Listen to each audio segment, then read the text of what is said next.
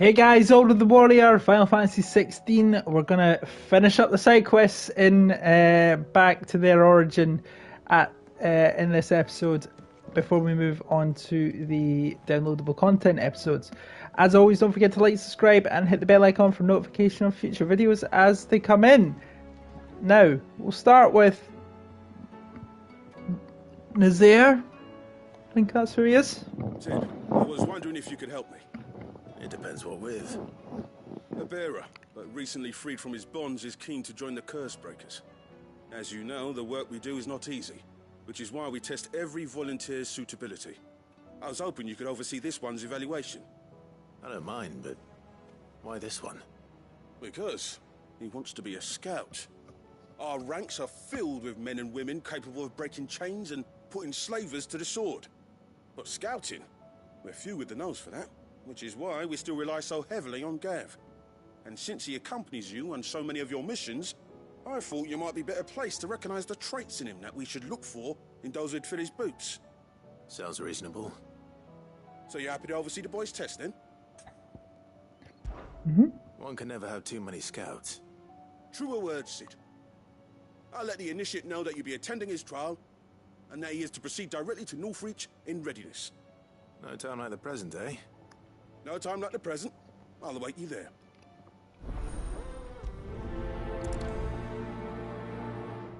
Northreach. I don't suppose they could have chosen somewhere closer. Aha, good point.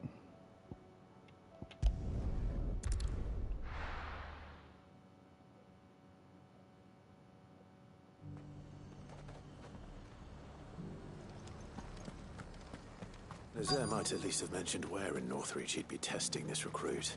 I'm nervous. Well met, Sid. This is the initiate. Ember, present yourself. At your service, Master. Please, just Sid. There are no masters here. Your life is your own. Oh, of course. Thank you, Sid. The sergeant says you'll be evaluating me at my trial. To become a scout, yes. You are aware of the dangers inherent in that role. I am. But I swore I'd face them. Just like the man who saved my life. Who would that be? Gav. It was him who found me and freed me. No magic, no support, just one man and his nose. Came and sniffed me out. It taught me what one man can do if he puts his mind to it. And I've been training ever since, so that one day I can be someone's saviour, just like Gav was mine. I'm sure he'd be flattered. You clearly have good intentions, Ember. And it sounds like you're under no illusions. Stick to this path and you'll make a fine curse breaker. So, what? Have I passed? You haven't even started yet. Now listen.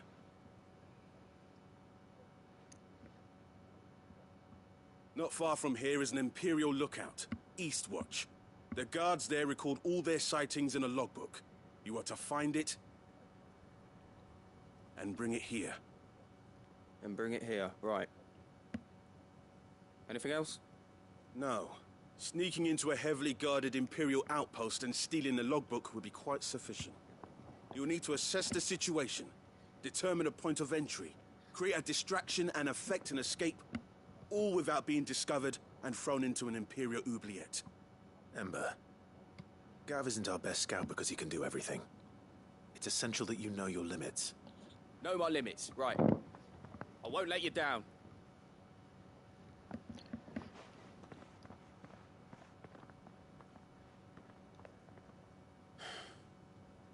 It shouldn't be as dangerous as I made out. But keep a weather eye on him all the same, would you? On my way. All right, Ember. Impress me.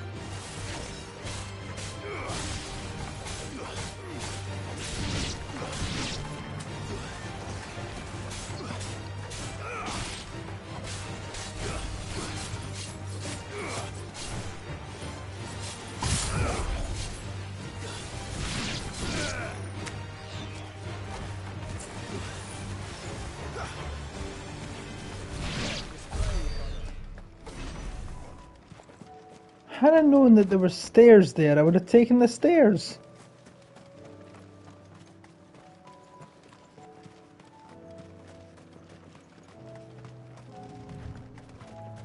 These are clean kills. Perhaps young Ember really is ready. Or maybe not.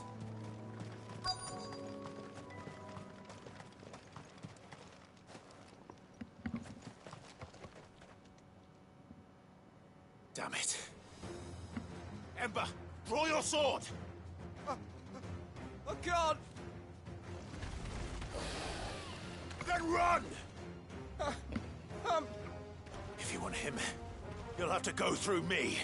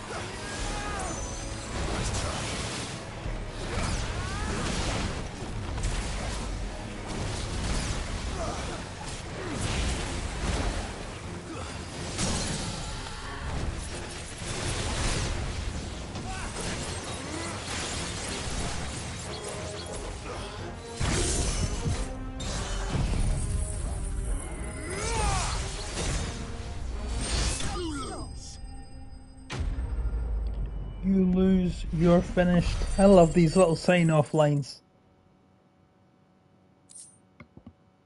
Dragon Town.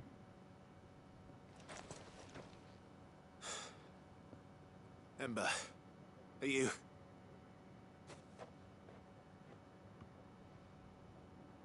Gone. Of course. Scouts really are a rare breed.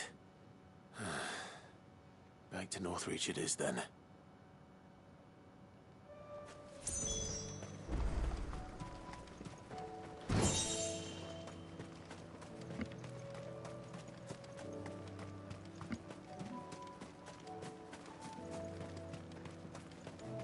Don't know what I just picked up there, but alright.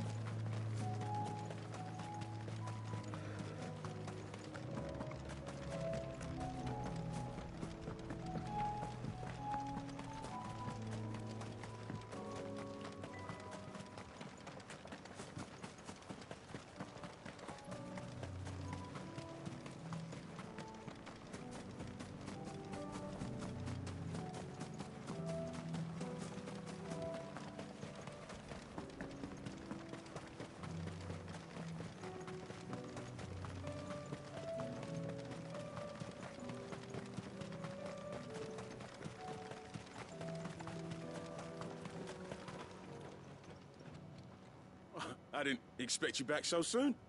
Where is Ember? How did he fare? I thought I'd find him with you. He must have fled. I followed him to Eastwatch, where I found him being set upon by a wild Avis. He was just standing there. Didn't even draw his sword. I had to step in and take care of things. But by the time I had, he was nowhere to be seen. I assumed he'd set off in your direction, but apparently not. I'm sorry, Sid. I knew the boy had a nervous streak, but he seemed like... The right man for the job? I believe this is the logbook you tasked me with retrieving. Hey? How did you... Don't you tell me you breached the tower while Sid was busy saving your skin. What? Wasn't that what you asked me to do? To bring the thing back without getting caught? He has you there, Nazaire. And he did it all on his own. But Sid, he did what he thought was best. And now I have to decide whether I agree. Of course. We'll await your evaluation back at the hideaway. Don't you leave my sight. Yes, Sergeant.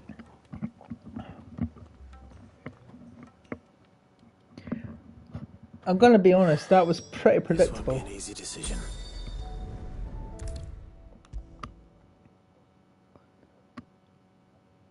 But ultimately, Should've seen the chance. Welcome back, Sid. Welcome back, Sid. Yes. Welcome back. Trip wasn't too much of a pain in the arse, I hope. Truth be told, it was me who suggested roping you in to help with the trial. But from what I hear, things didn't go quite as planned. No, they most certainly did not.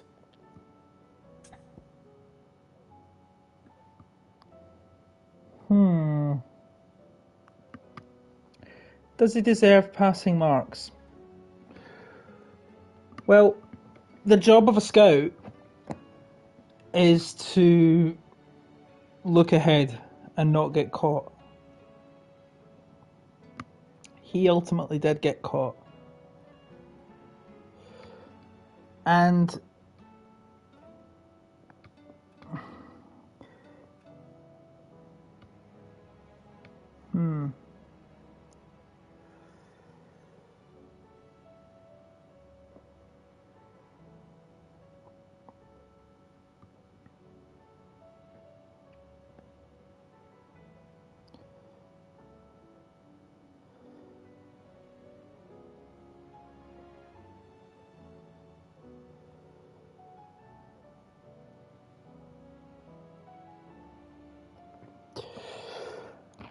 the job of a scout ultimately is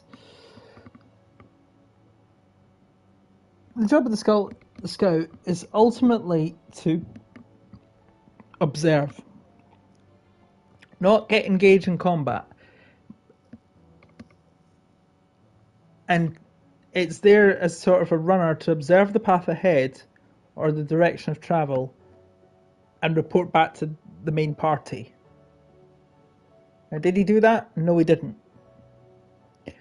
Was he able to? But he was told, go in, go in, don't get caught by the Imperials, recover a logbook, and bring it back. It was essentially what he was told to do. And the main thing there is he got caught. And he didn't have the wherewithal to defend himself. He was too scared. Although that may have been a ruse.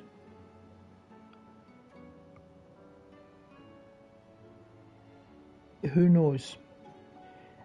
If I was that sergeant, and as a soldier myself, having been a soldier myself, I'd be beyond threaders with the guy. I wouldn't want him there. So if it were me in real life, I'd be saying, no, he does not. But the thing is here, it doesn't matter. But I'm going to say, do you know what? There's always room for improvement. Massively. And we need more scouts. So, yes, it's a yes for the game, but... It's a yes, but... In real life, it would be a get out of my sight. No chance.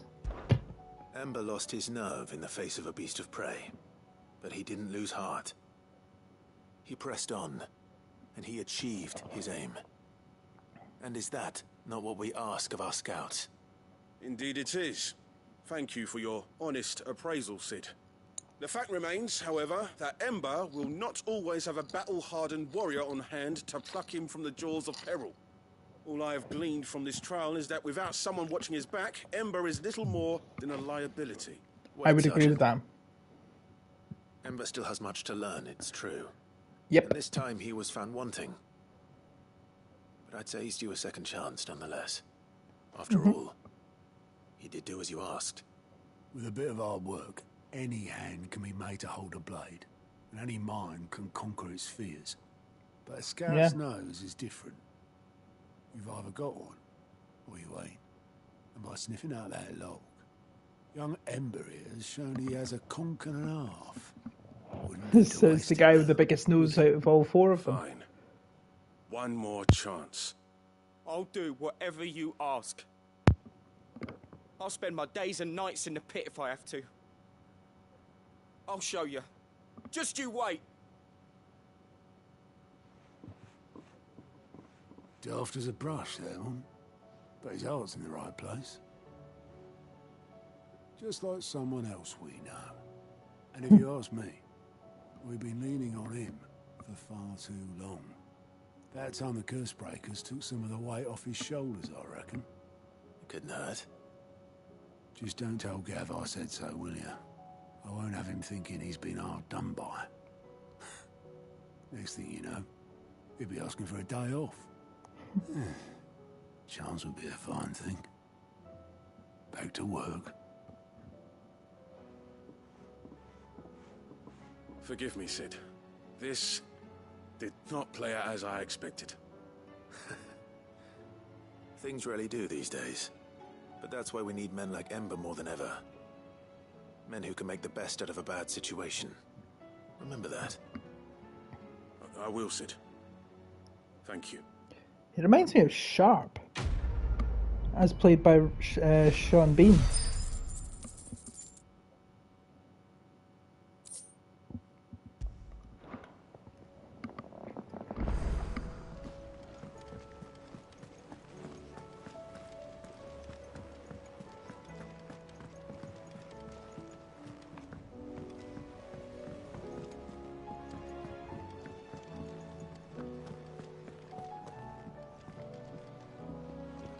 There's Gav.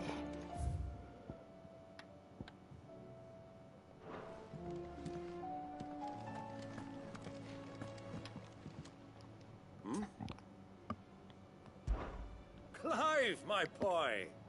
Rutherford informs me that we owe you our thanks. Hadn't intended for you to get involved, but such are the times we live in, huh?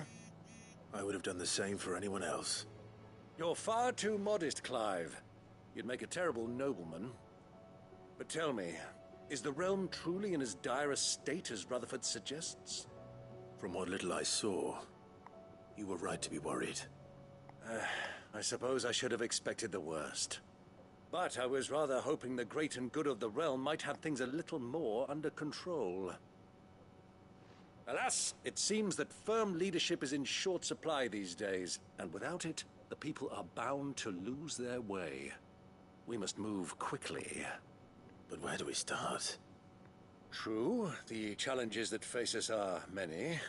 But in my estimation, there are two key areas to be addressed before any other. The realm's armies and her larders. As you've seen firsthand, it's every man and woman for themselves out there. Certain cities have banded together to try and maintain some semblance of order, yes?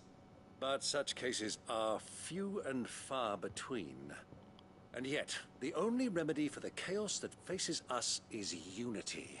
A unity that transcends even the borders laid down by our ancestors. In short, if Storm does not stand together, she will fall apart. But how would one even begin to unite the realm? The armies, my boy. As I told you already, we begin by restoring order among the ranks of those sworn to maintain it. Sadly, I doubt I could convince even the lowliest gaggle of privates to dig a latrine together. But I do know someone the High Commanders have been known to listen to on occasion. Field Marshal Eugen Havel. I thought he was retired. He was, until an Akashic army tore through Randalar and killed most of the rank and file. There is no man alive more capable. Literally. And as luck would have it, I've already spoken with him on the matter. Of course you have. And he's agreed to help. On one condition. That he first speaks with you personally. Havel has always been a man of frustratingly rigid principle, and he has certain qualms about clasping arms with, well, with an outlaw. I extolled your many virtues as best I could, of course, but the old goat was adamant that he be allowed to appraise you in person. You don't mind, do you, my boy? Of course not. As long as chaos reigns, we will never build a better world. I'll do whatever it takes. And if the Field Marshal wishes to speak with me in person, then so be it. That's the spirit. I'll leave for Randalar at once. Would you send a Stolas? Of course. Rutherford is already in the Dalmekian capital. I'll have him tell Havel to expect you forthwith. Excellent. Thank you, Uncle. No. Thank you, Clive.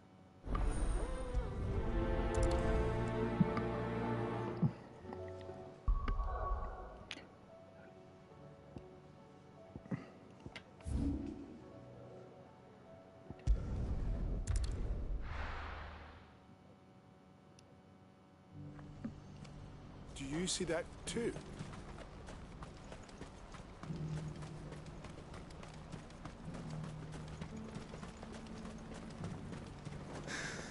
What is it? Oh, please. Just make it stop. Make it stop.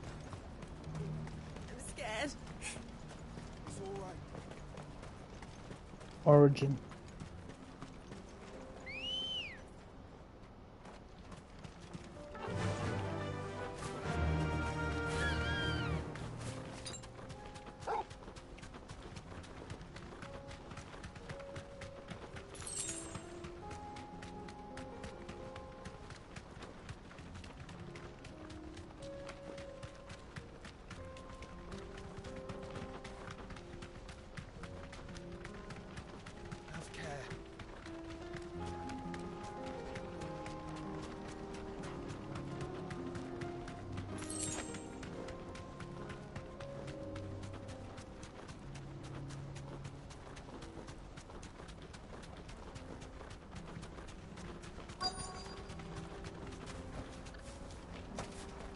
Can't be Rutherford, can it?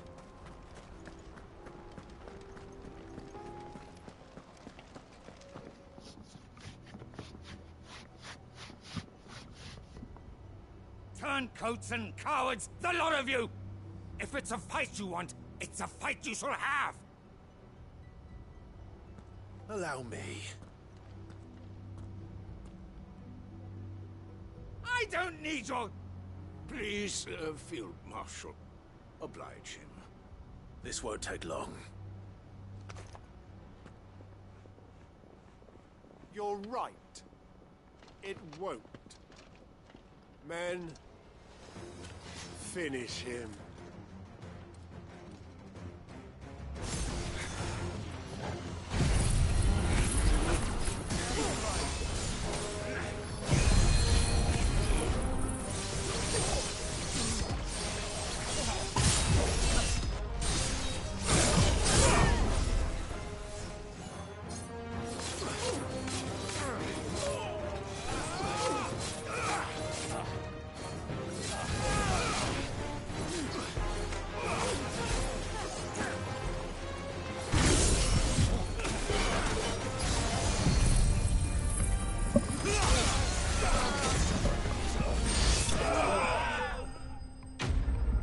Yep, didn't take long at all. Thanks, Odin.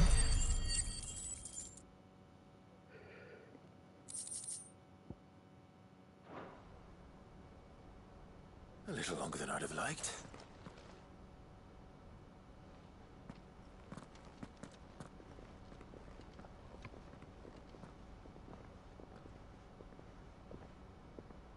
Field Marshal Havel, I presume. Are either of you injured? No, my lord. You arrived just as our escort turned on us. Fucking traitors. I'd heard reports of soldiers in the outlying regions abandoning the oaths they swore.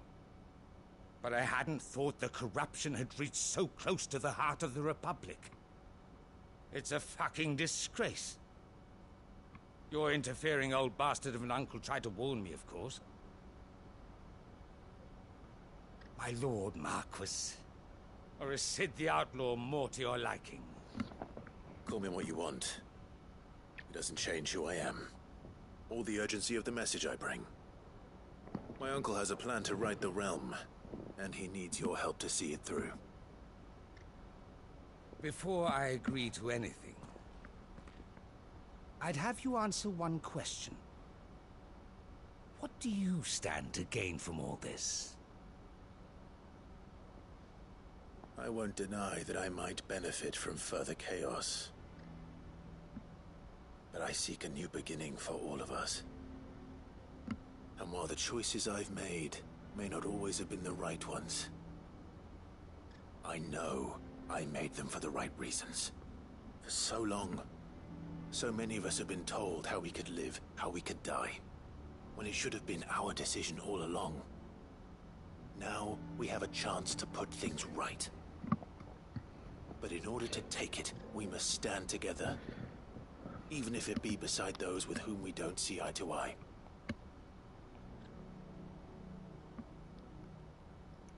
Certainly not the words I expected from an outlaw. But perhaps your uncle was right. You are no ordinary outlaw. I'll never hear the end of this. All right. I'll start by ordering my most trusted guard to bring the Dalmekian fringes under control. Next, I'll make contact with my counterparts in the Imperial Army and see if I can't convince them to try and restore order in their own territory. Thank you, Field Marshal. But they are not the only ones we will need to convince. What do you mean? I don't doubt that I can bully some sense into a few generals. But those they answer to require a different kind of persuasion. And when it comes to honeyed words, well, we will need an envoy. One who can court even the most stubborn of statesmen. You, perhaps. I'm flattered. But I'm no diplomat either. And I have other problems to attend to. What we need is a skilled arbitrator. And I may know just the person. Is that so? And would he happen to be an outlaw too? Of a different kind, perhaps. Byron? Beggars can't be choosers. I suppose we'll all have to find a little of the outlaw in ourselves if we're to make it through this. Very well. Send your man to me right away. I shall.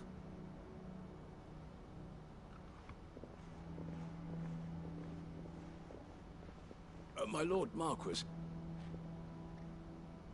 Your Lord Uncle bade me escort the Field Marshal to his manor in Port Isolde. And I will see that my associate joins you there. Very good, my lord. Okay, not Byron. An envoy. I'm not sure I'm the man to talk anyone round. I can barely convince my brother to take his medicine. No. This is a job for someone with experience. Otto? Someone like Quentin. I can convince him at least. That is an excellent shout.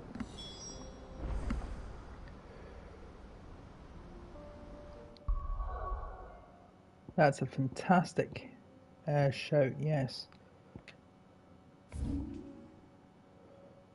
Don't think we really want to be going to Lost Wing.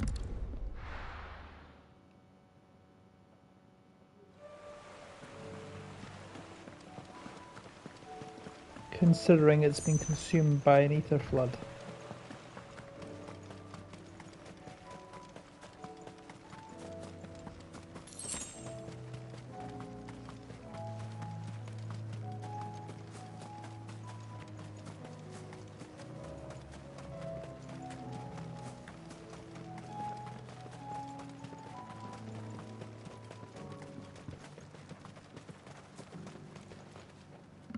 Quinton, I have a proposal for you. Do you now? Something tells me you'll be asking more of me than a cask of Gotand gold. Go on then. Propose.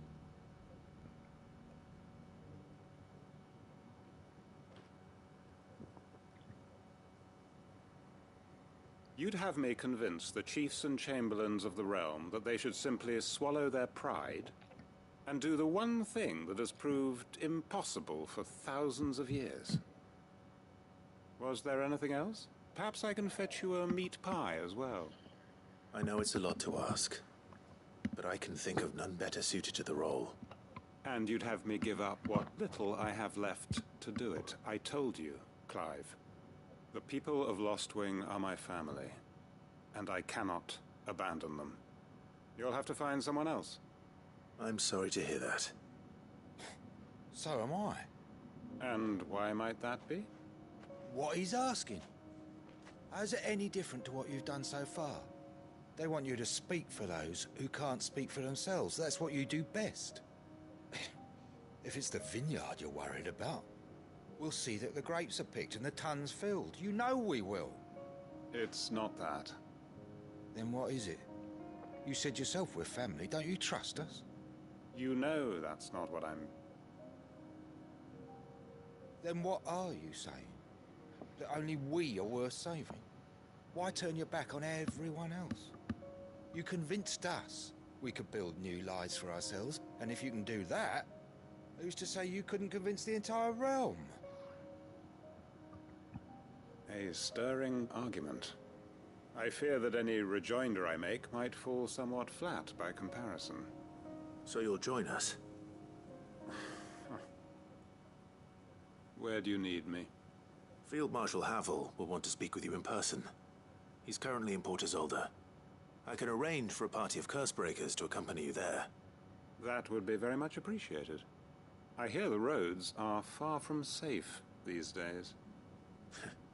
Hopefully not for long. My uncle will want to know that his plan is taking shape.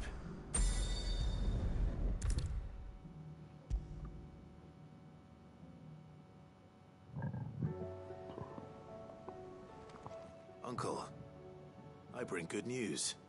The Field Marshal has agreed to your plan. Ha! Of course he has. I didn't doubt you for a moment, dear boy. Rutherford is accompanying him back to your manor in Port Isolde as we speak. They will await your return there. As will one other. One other? Who, exactly? Lord Havel was concerned that even if he could get the realm's armies to agree to an accord, he might not be as successful in convincing those with political power. He asked if I might have a solution, and I suggested a certain Imperial Lord Magistrate turned Liberator. One of your co-conspirators? Master Quinton would probably call me one of his, but yes. Another outlaw, then. Just the thing we need to put these rotten politicos in their places. Good thinking, Clive. I'm glad you approve. The more the merrier, eh? Uncle, assuming Havel and Quinton can solve our problem with the armies, you still haven't mentioned how we might manage the grain shortages. Oh, don't you worry, my boy. The 7 high houses will be seeing to that. They have all agreed to make the most generous of donations. Oh, of course, it did take a little persuasion, but luckily I had some unexpected help. From who? Why, you, my boy. Rumor has it that you rescued the Lady Ariane's head steward Rockford from a horde of bloodthirsty bandits. It was more of a handful. Well, the old battle axe was so pleased. She had a shipload of talents delivered to my private docks by the next new moon. And when the other houses saw the parsimonious old crone's purse strings finally loosen, they as good as tripped over themselves in the rush to follow suit. I'm happy to hear it. Now, I must be getting back to the manor. Join us there at your earliest convenience, would you? Of course, Uncle.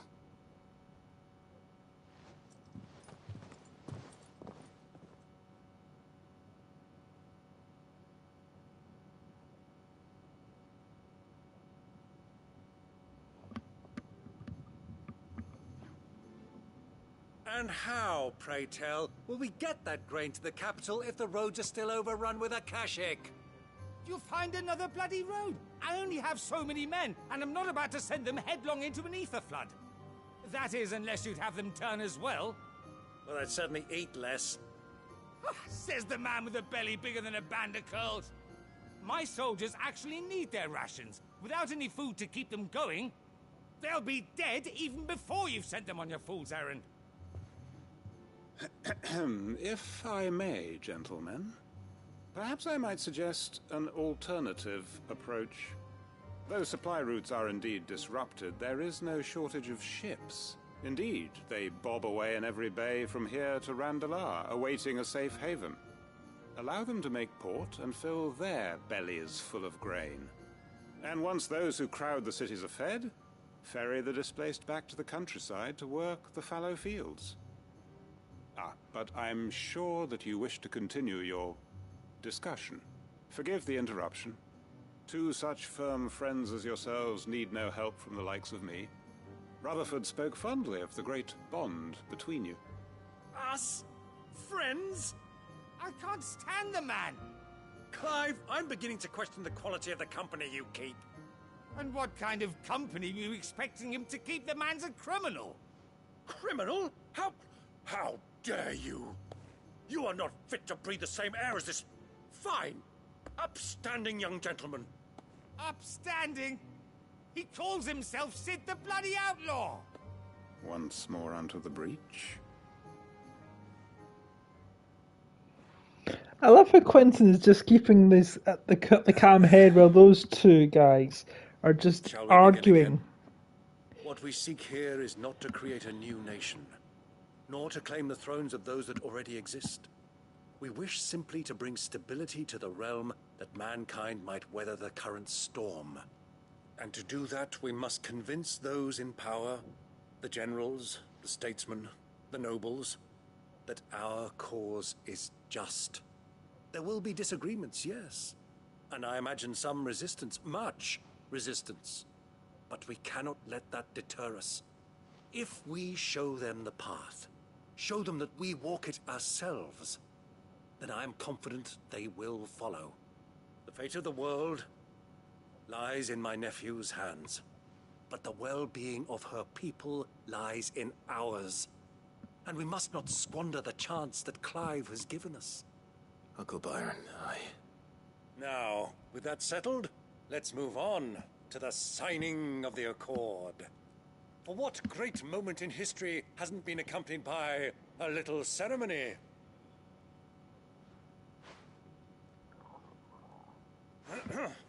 Citizens of Valisthea, I present to you the Tri-Unity. Rutherford, Mike Will.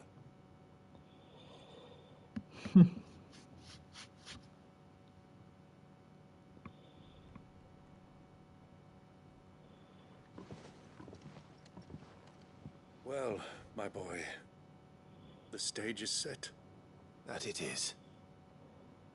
This is the role you were born for. Now I ask only that you trust in the talents of your supporting cast. We shall play our parts to the best of our abilities, that you might have the opportunity to shine. The realm needs its Sir Crandall. And there is no better Crandall than you, Clive. I want you to keep this signed accord as proof of our faith in you. I will. Thank you, Uncle.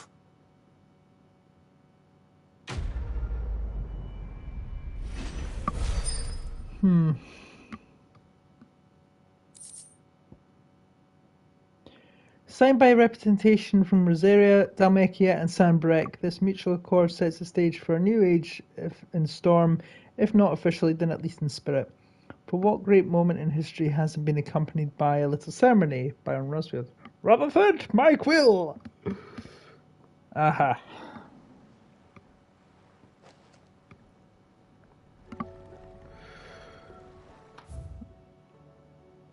Okay. I do believe there's one more mission. What do you think that Here. is? And how the hell is Sid going to deal with that?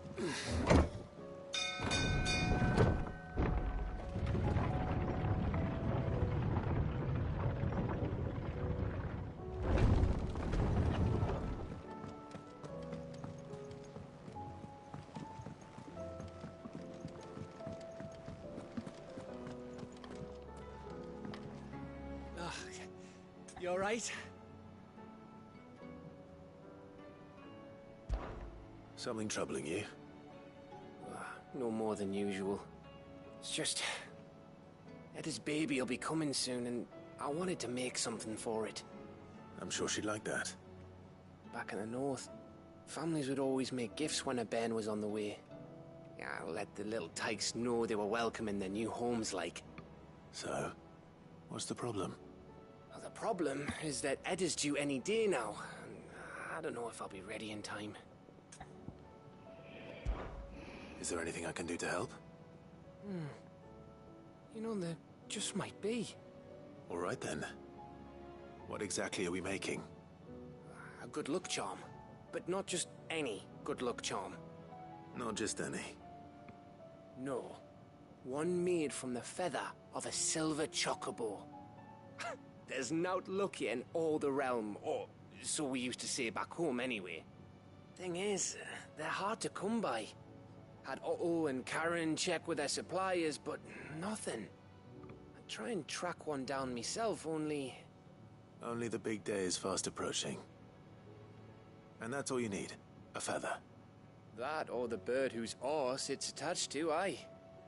I was gonna start by asking around with traveling traders plying the northern borders. Well, there's no shortage of those passing through Martha's. I think I might make that my first port of call. I'll let you know if I find anything. You're a good friend, Clive. I won't forget this.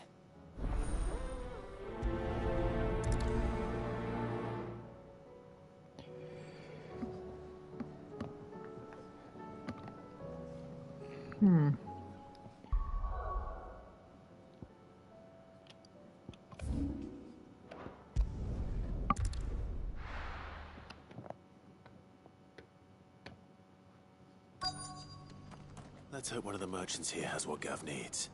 Excuse me. I'm looking for something. Oh, well, then I'm your man. A silver chocobo feather. Oh, or maybe not. Though you're not the first to mention the bird around here. There was a man stopped by the rest not long ago claiming he was attacked by a silver chocobo near some gutted hovel not far from Eastpool. Most took him for a braggart and a liar, but who knows? Perhaps there was some truth to his tale. We'll see. Thank you.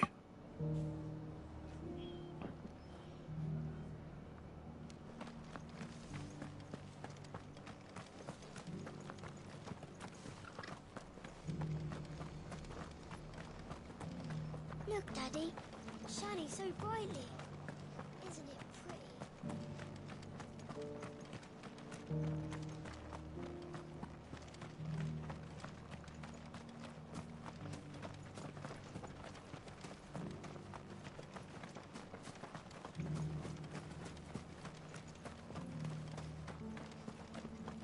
It doesn't still hurt, does it? Oh, 1,000 Akashic jars couldn't hurt me. This area, after all. How do, traveller? You've the look of a man who could do with a new whetstone. Or perhaps a bawdy etching of the Vicereine. Maybe another time. I'm looking for a silver chocobo feather. If that's the case, rumours are all you're likely to find. No one has seen a silver chocobo for years. Word is they were all hunted for their feathers. Some northern nonsense about bringing good luck. Didn't bring them much, nor their bows. If any are still out there, I reckon they'll be doing their damnedest not to be discovered. You're probably right. Thank you anyway.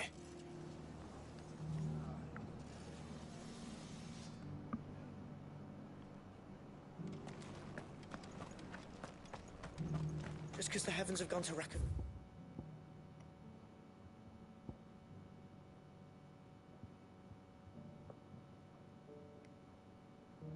You don't mean we have to. Now, let's get this stall set up.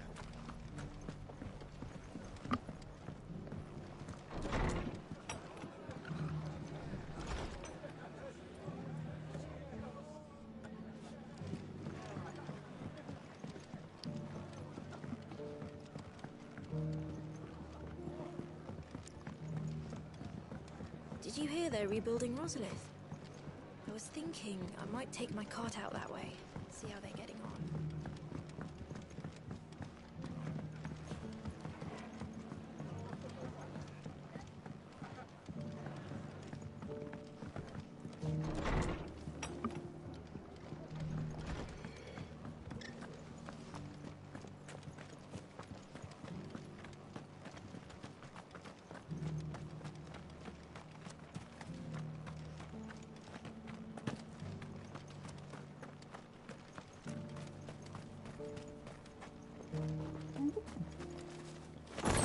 Never saw that one. Anyway, goblin coin. There's 3 merchants. There's the third. He hid himself. Can I help you with something? You wouldn't happen to sell silver chocobo feathers, would you? I deal in fruit, not fancies. But if it's fancies you're after, I suggest you try Rhiannon's ride. Was a silver chocobo seen there? Oh, yes. If you believe the ravings of a madman. It wouldn't be the first time. A silver chocobo sighted in the hills near Rhiannon's ride. It sounds almost too good to be true. But since I'm already here...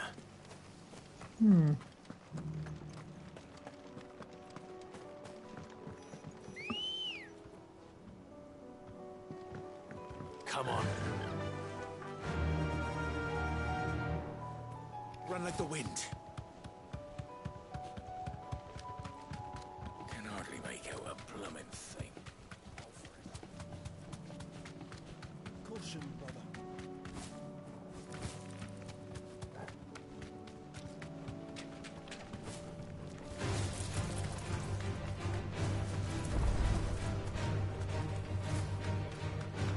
Didn't realise that that was actually Chronolith.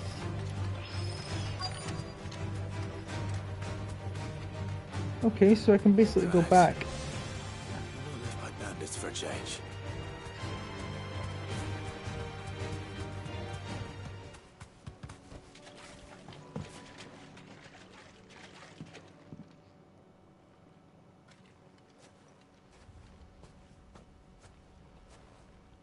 More tracks. And these look fresh. The chocobo was here. And recently. Perhaps it still is.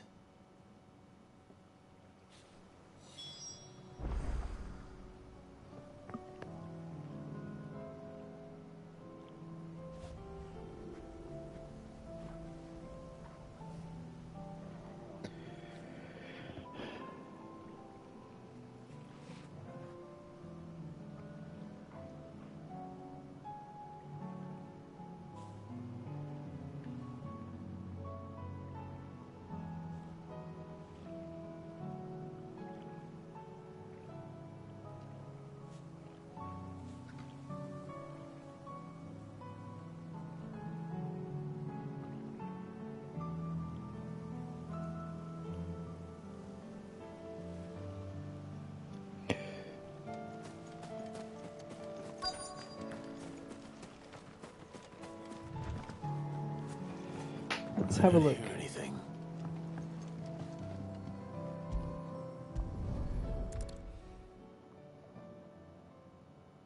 Well, I'll be damned.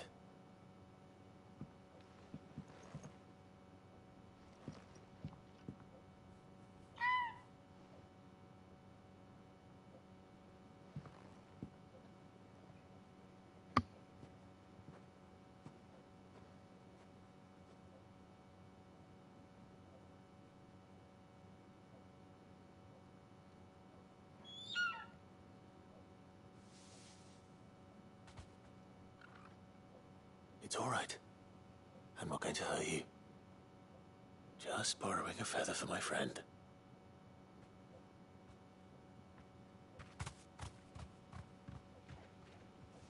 Thank you. Let's get this back to Gav before they change their minds.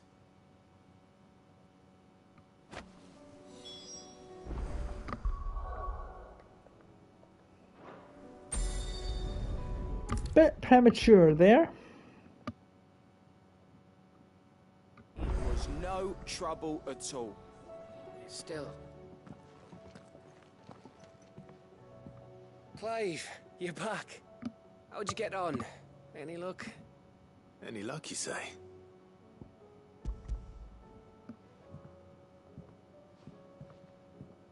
Crystal's crack. Is this what I think it is? Where in the hell did you find it? It's a long story.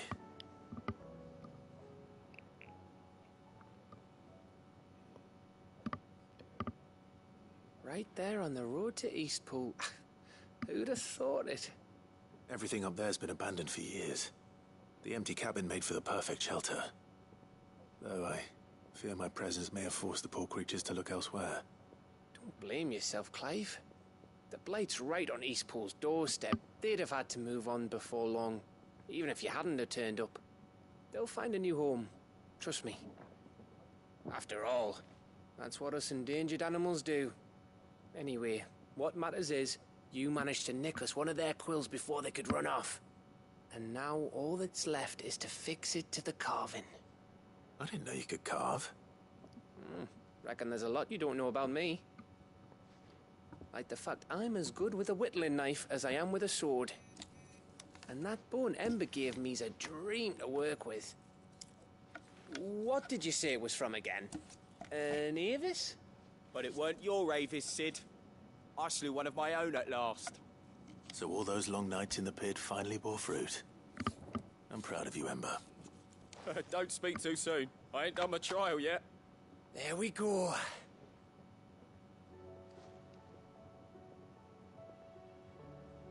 What do you think? I think if you ever hang up your scouting cap, you'll be able to make an honest living. Oh, will I? I should go and see if Ed is awake. Give it my best. You can give it to yourself.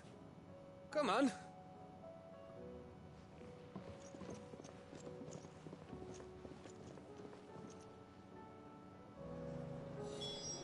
I don't want Gav to give up being a scout, honest.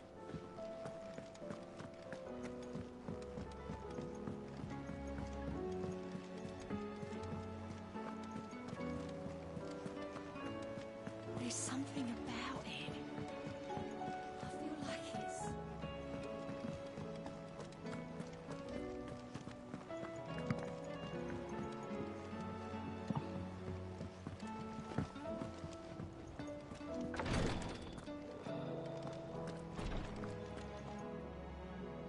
Tyre's tea stopped the fits.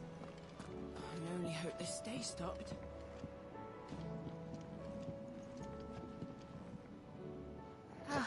Me lords.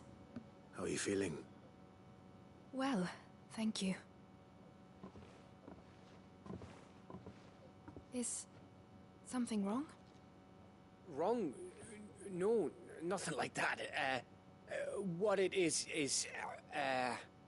Go on, please.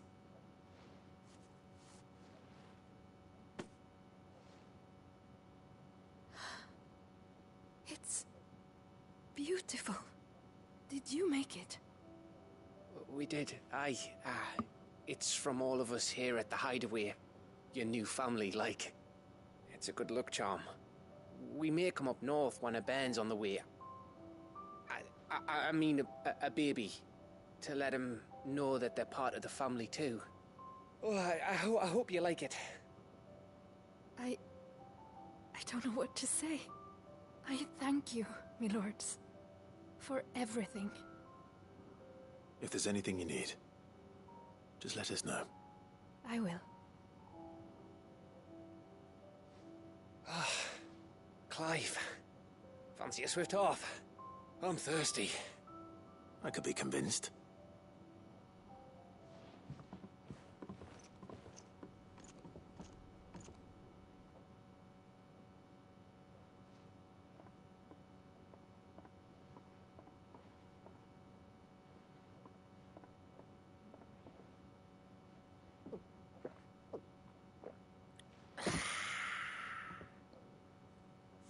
Don't you think you've had enough? Oh, we're celebrating. I'm gonna be a father. I think Edda might have something to say about that. You know what I mean. Bit of light in these dark times.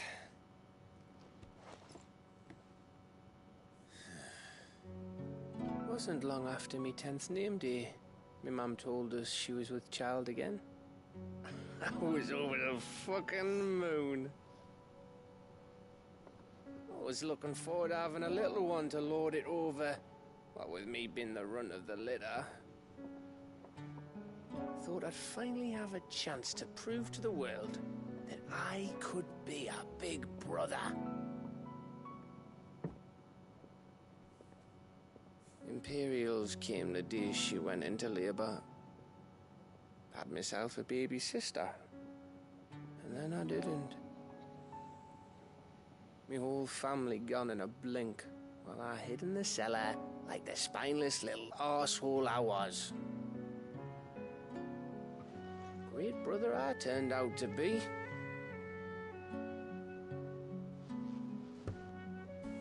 I'll never be a leader. And I'll never be a hero. I'm just a daft little dog who comes running when his master calls. I'll never be like you, or Sid, or Jill, or even Torgal. Have you finished? Maybe.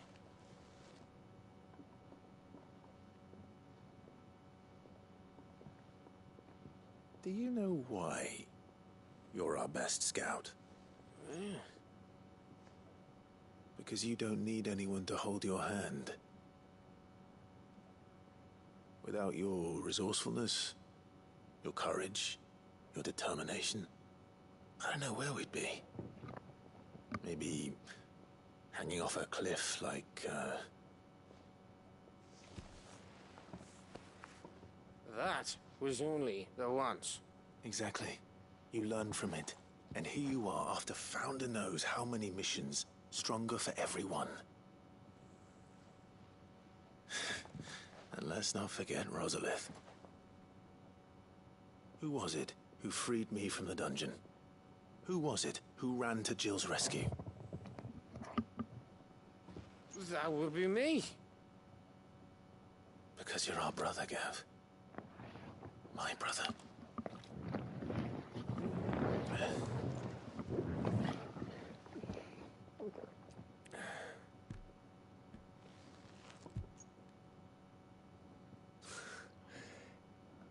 Your brother.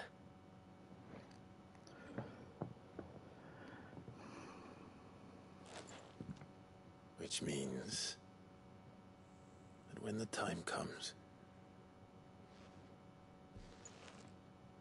I get your room. And your sword.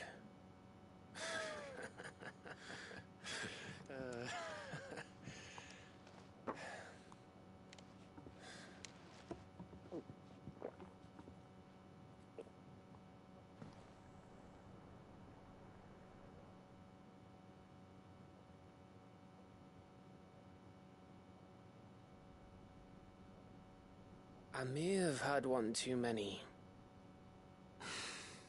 you may have had 10 too many. I said I was thirsty. Better get back to work anyway. After I walk this off. Clive? What is it? Thanks for, you know. I know.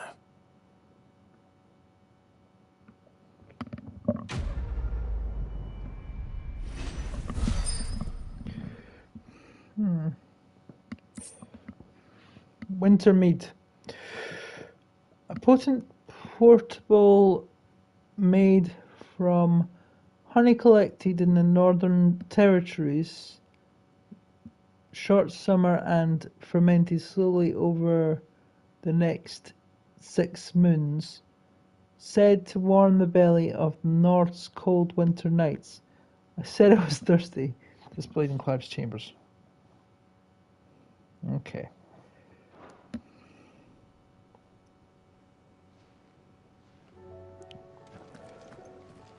Right. Any other missions here? Do you think they'll come back? Of course Let's they will. have a look. It's just a big crystal. How hard could it be? Let's have a look in at the missives.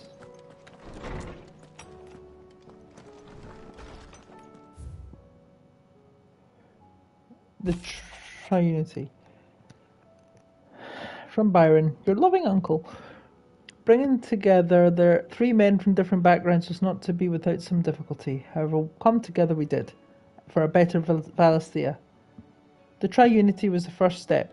A longer, more bitter journey awaits us all, one that will almost certainly end in hardship.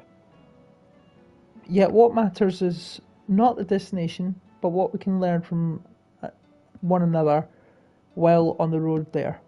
You've paved that road for us with your courage, Clive. Now we must have the courage to walk it. From Baron. Treasure hunt. From Young Mid. What? You didn't think I were just saying that stuff without hiding my engine, did you? Wouldn't you know? I've already found spot picked out and everything. But if you're going to go on this grand adventure, you'll need to be quick about your business, and with that ruddy god of yours, take too long and someone more clever might beat you to the prize. I suppose in that case, I could bury you one of my lesser inventions. Goddess knows I've countless. I'm sure you do. I wonder how many of these collectibles I've got. Ooh, we're down to just a couple. The airship, the Trinity, Accord, Wintermead. Nice of you. Now, there's a matter of some hunts still here. So if we go to the world map,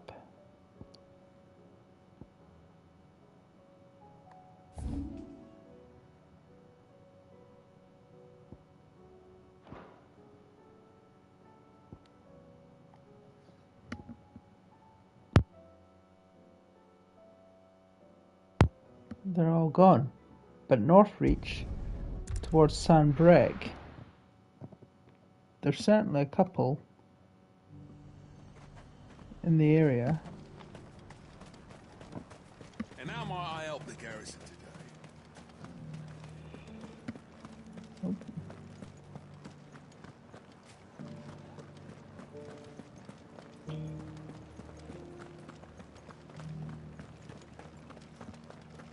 That we need to conquer.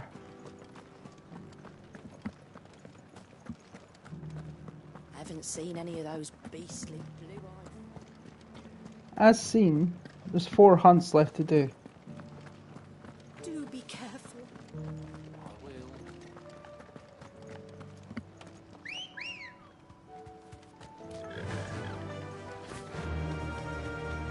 And let's get them done. Time to fight. Not yet, it's not.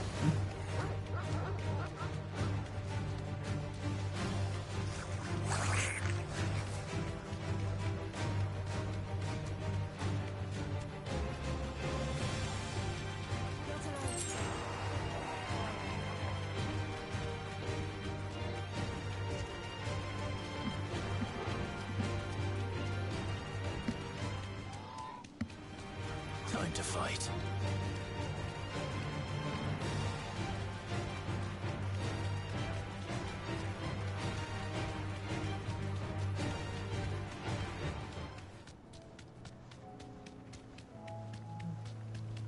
This is the guy we want to face off against.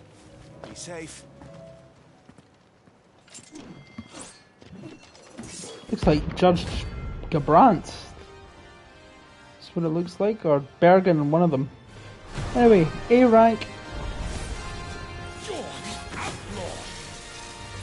one who drove his highness to madness. On your knees!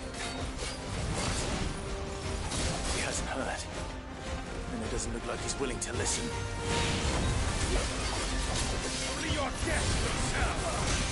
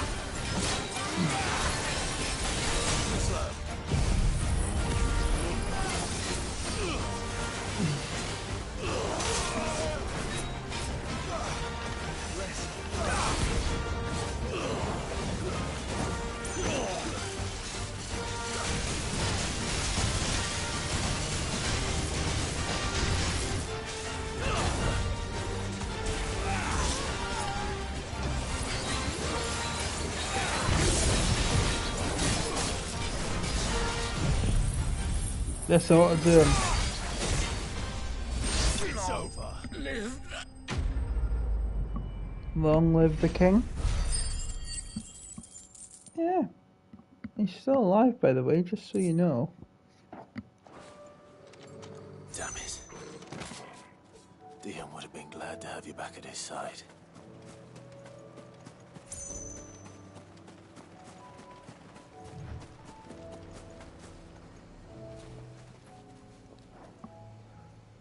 Well, this isn't at all foreboding.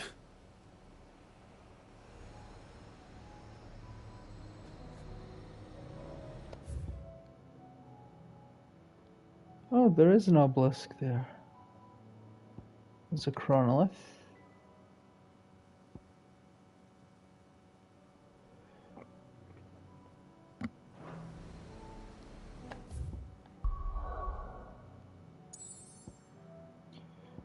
And I didn't realise you could get it.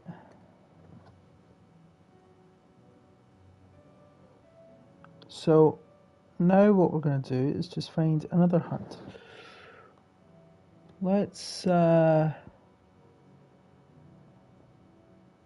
see what we've yet to do. We'll load Cretan Horrell.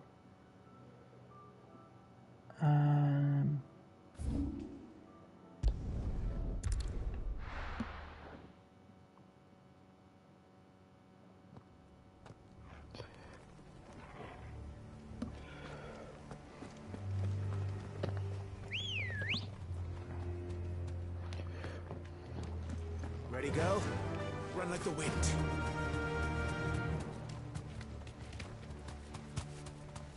Do you believe that's our mark? It You is. deserve a rest.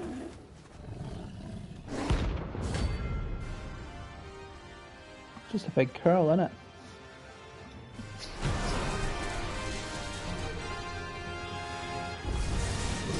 That's no ordinary curl.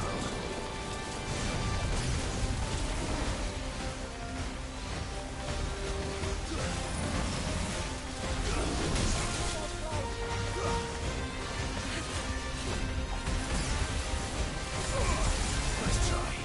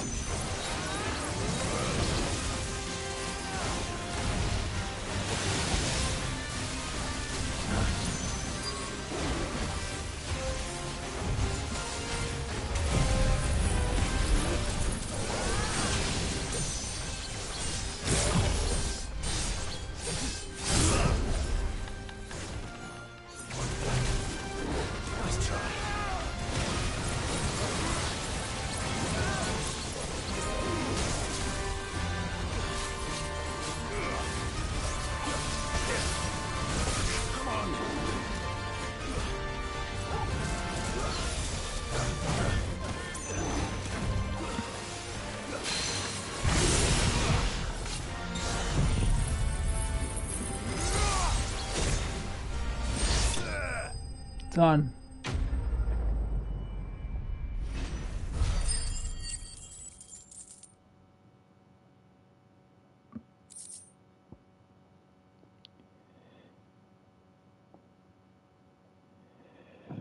Right.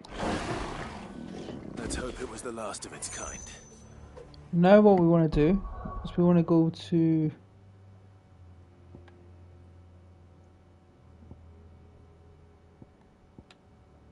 Dragon's Eyrie. But we also want to go to make sure that we have a full inventory.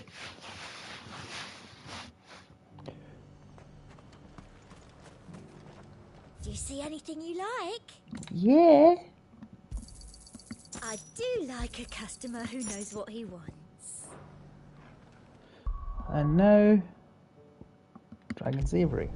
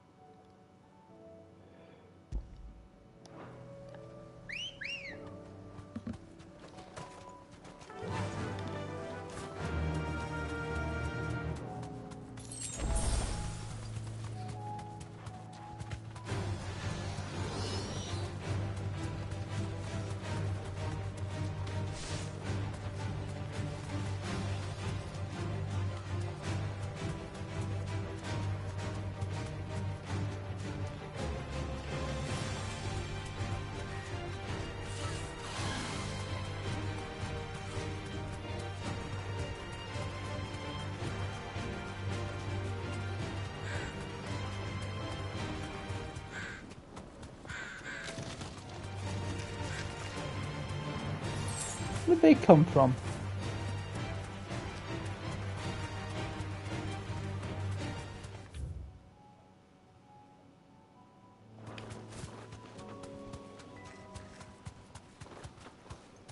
We want to head up here.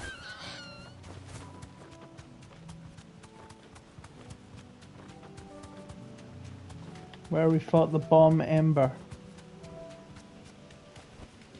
Back to the stables, girl.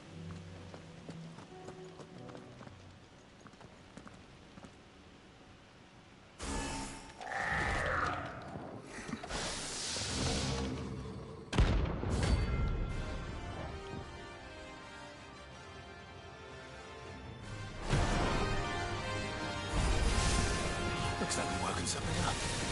Only one thing for it.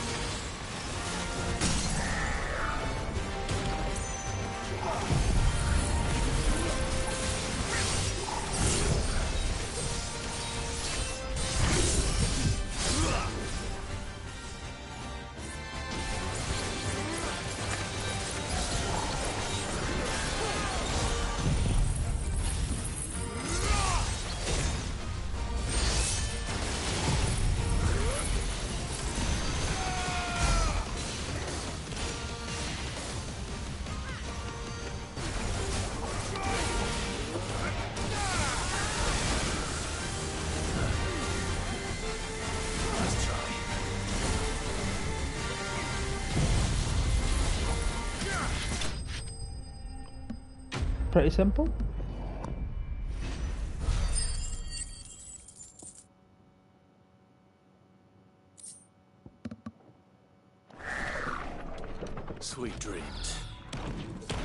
Thud. I'll take care of you. Right, I do believe we've got everything we need here, so let's go back to the hideaway. Let's have a look and see what hunts are left. A new missive has been delivered. I do wonder what we've got.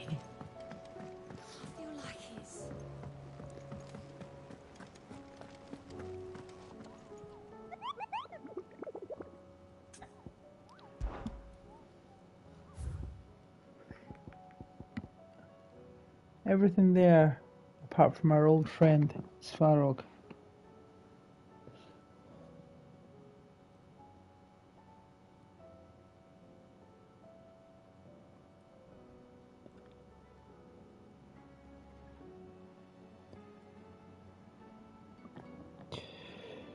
Now, there is one.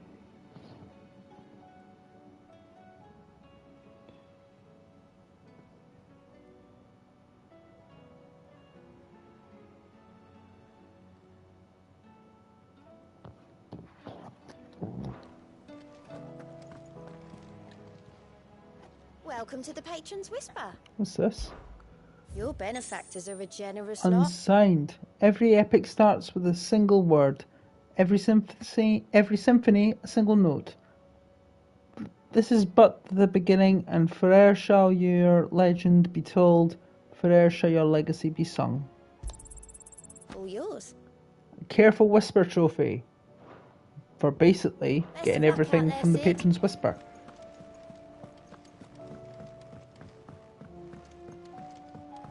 Something for the Orchestrion and Fallen Whisper, whatever it was.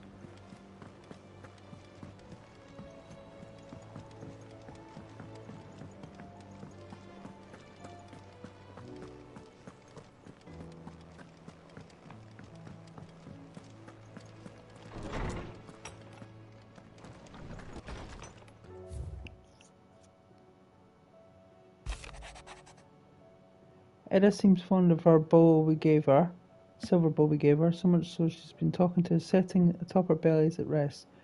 Tell her to hear her tell it's the rascal kicks something fierce when she does too. Sounds like we've another fighter on our hands and none too soon. Can hardly wait to teach our newest little curse breaker everything I know, though I suppose we can all celebrate first. No need to get ahead of ourselves now.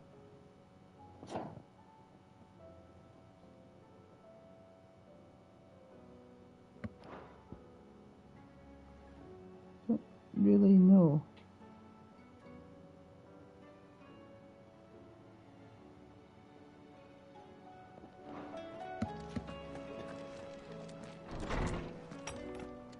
Huh.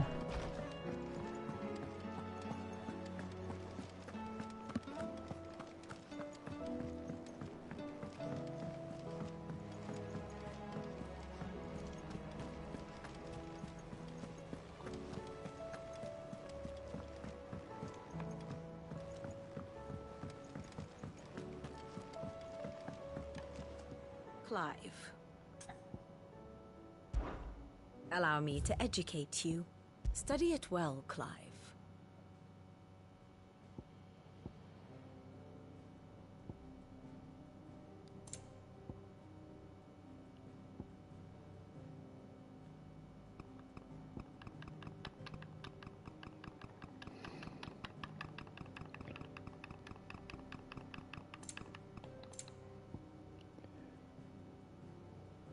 Right. Thus ends today's lesson. Don't really know where that one goes, where it takes us.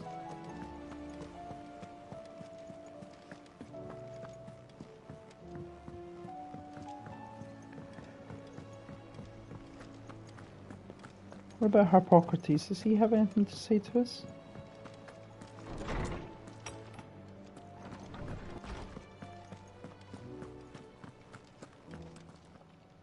I was wondering when next you'd visit. I have compiled some new entries, if you would like to see them.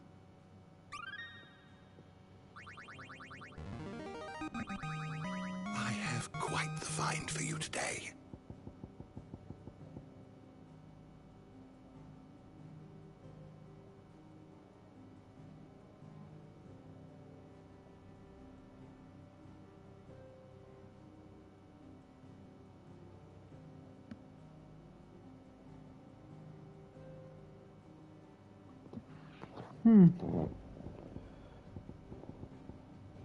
What subject shall we consider today?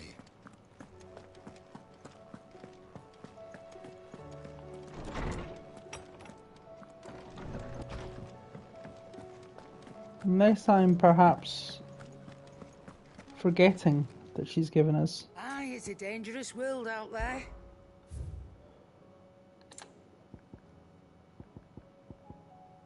Come again. Or don't. I'm not much bothered either way. Alright, Karen.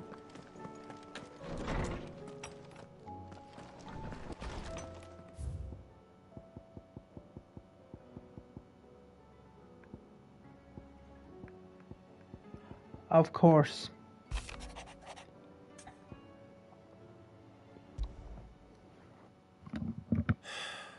What is it this time, Torgal?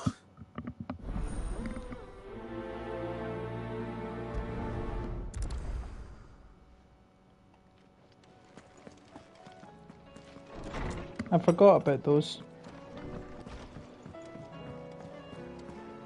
First the skies, then the crystal. What next? Say what you will, Lady Karen is here. Hey, boy.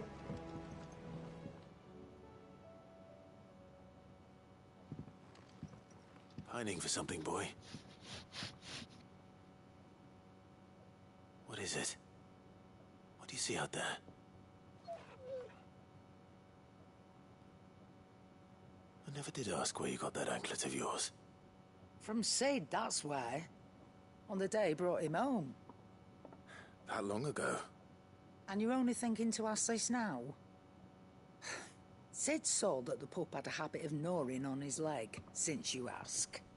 Clap that there iron on him to keep him from doing it. What was wrong, boy? I'll take like as not. Must have been hard on the poor whelp losing his loving masters at such a young age. Doubly hard in being a frost wolf, torn away from his icons and all. Sid would always tell him, you want that iron gone, you find what it is you're looking for. I reckon what he was looking for was you. I'm sorry, Torgal. Sorry for making you wait so long. Let's get that thing off you.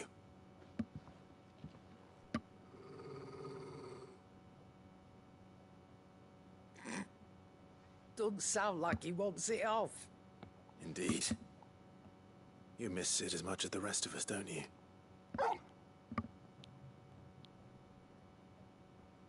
You want me to go with you somewhere?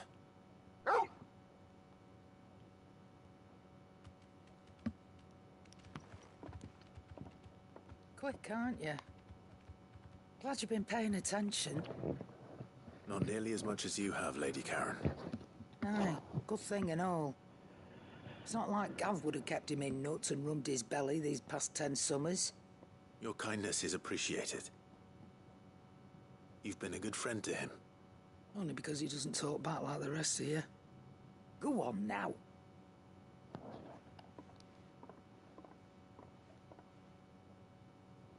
Where to then, Torgal?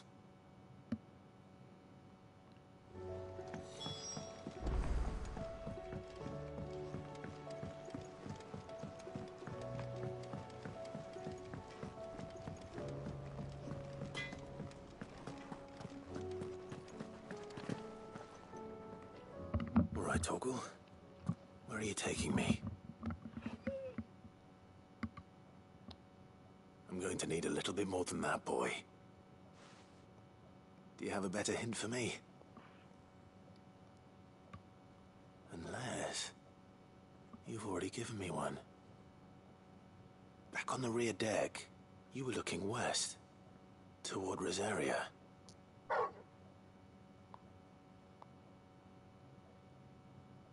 Why don't we try the rookery?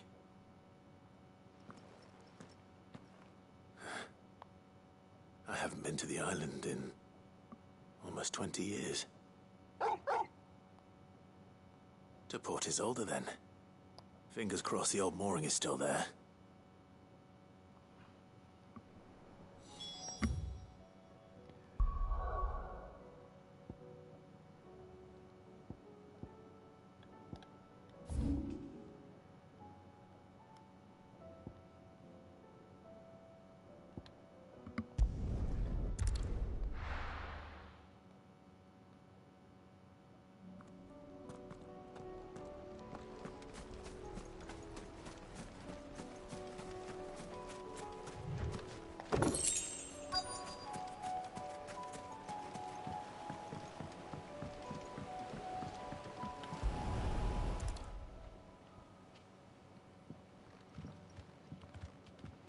still here.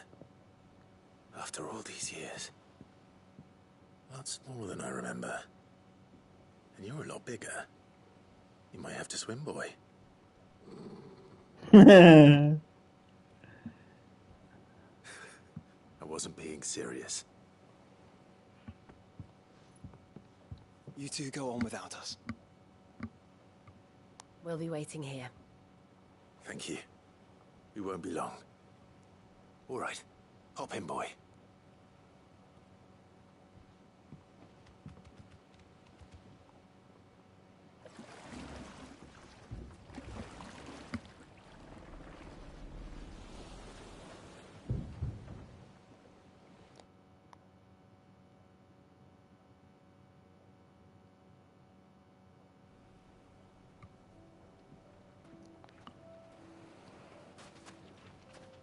This place hasn't changed at all. Here be Ross Cruise Fields. right through those trees. Come on. That's for Place you visiting there. every single thing. Bet I could still beat you. That's Torgal going, oh aye.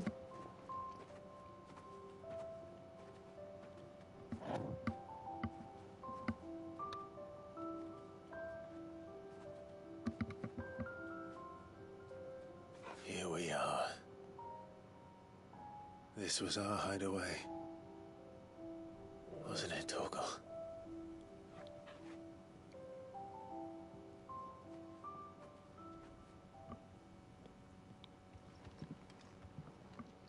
How does Torgal get up the step ladder?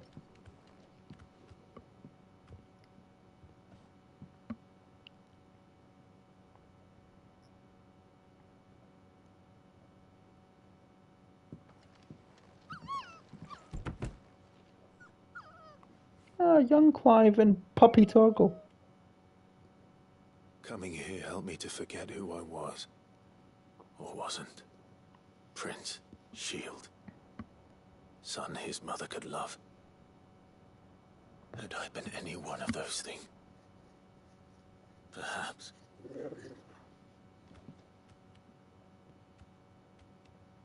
What is it, boy?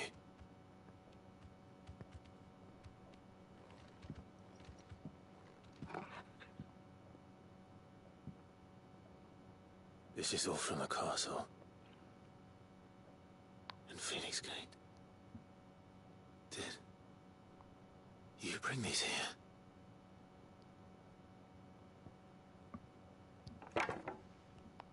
My sparring sword.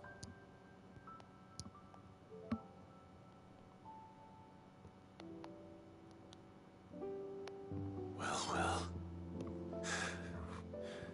You never stopped looking for me, did you, boy?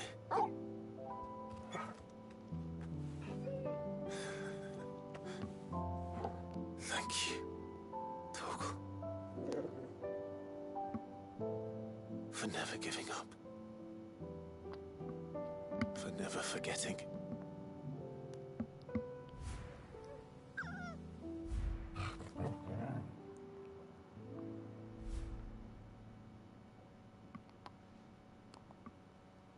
Let's take this with us, shall we? So I don't forget either.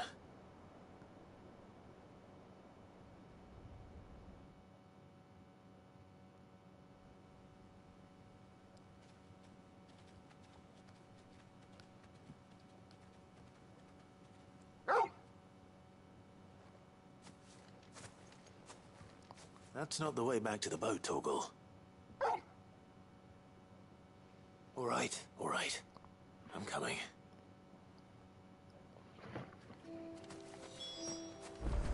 I think I know where we're going.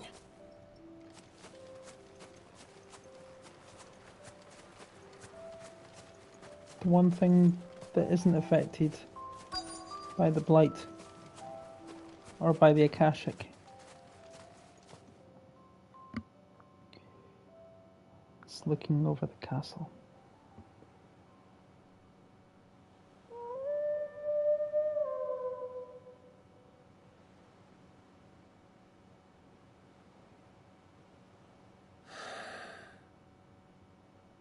People always talk about the importance of putting the past behind you. But without it, we wouldn't be who we are today.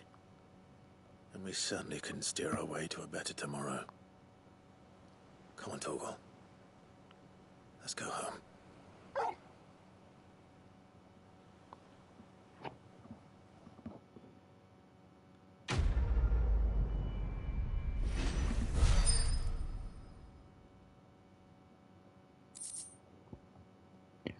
Charred sparring sword and a curl's fang. +1. Increases Torgal's attack potency.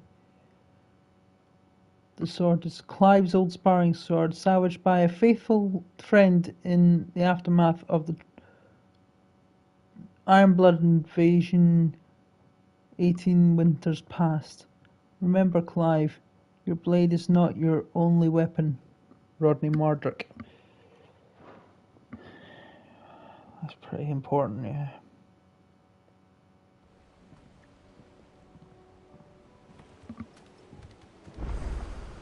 Sorry for the wait.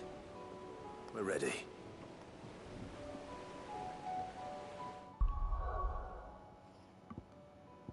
Let's go back.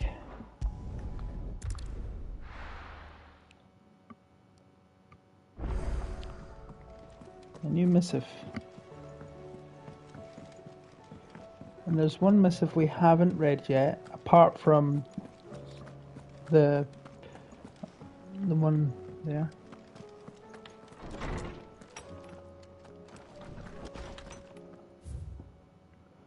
A fine hound. The two of you have been together for probably what feels like a lifetime now, but there's still a lot you have to learn about that hound of yours. I step in front of a bloody raging behemoth if it meant protecting you, but that don't mean you should take it for granted. At the end of the day, he's a hound, and sometimes he just wants everyone to pat his head and rub his belly and give him a handful of kupo nuts. You'd do good to remember that. From Karen. Correct, I would. In search of a lost home. That's what it was. Right. Reluctant as I am to add to your burdens, I would ask your aid in a personal matter, albeit one that may be beneficial to your cause. There exist ancient texts deemed so injurious to modern thought that possession is deemed a crime. It's a chance encounter with such tome from a distance that sparked within me the scholastic curiosity that burns to this very day. I wish to enlist your aid in reclaiming that text. Should you require further incentive, I'm willing to offer compensation for services rendered. From Vivian. I actually forgot that I'd seen that one. Yes. Something tells me this is no mere adventure story.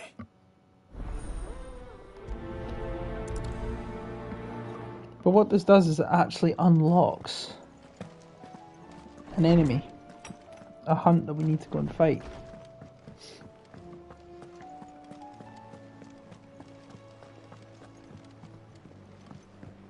That's why it's not showing on the hunt board. But this last hunt and Svarog, we'll do Svarog last. It's what I need to get every single hunt on the board. Vivian, I read your note, and I'd be happy to help you find the book you're looking for. Thank you, Clive. But tracking it down will not be easy. Are you sure? Please.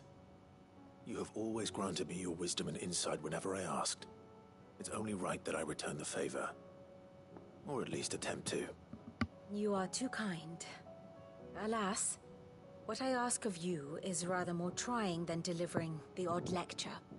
I spoke with Harpocrates to see if he had any inkling as to where another copy might be found, but perhaps it is best that you hear the details from him. If you say so. Forgive me, Clive, for asking this of you. But this book, it set me on the path to becoming who I am today. Its importance cannot be overstated.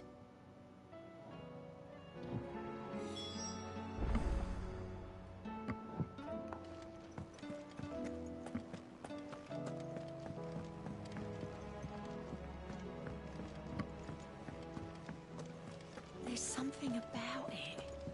I feel like it's calling to you think they'll come back? Of course they will.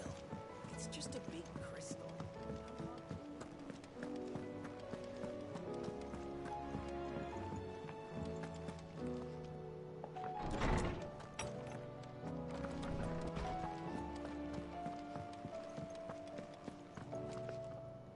Ah, Clive, my boy.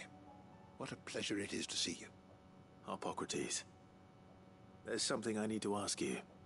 I've been charged with locating a book called From a Distance.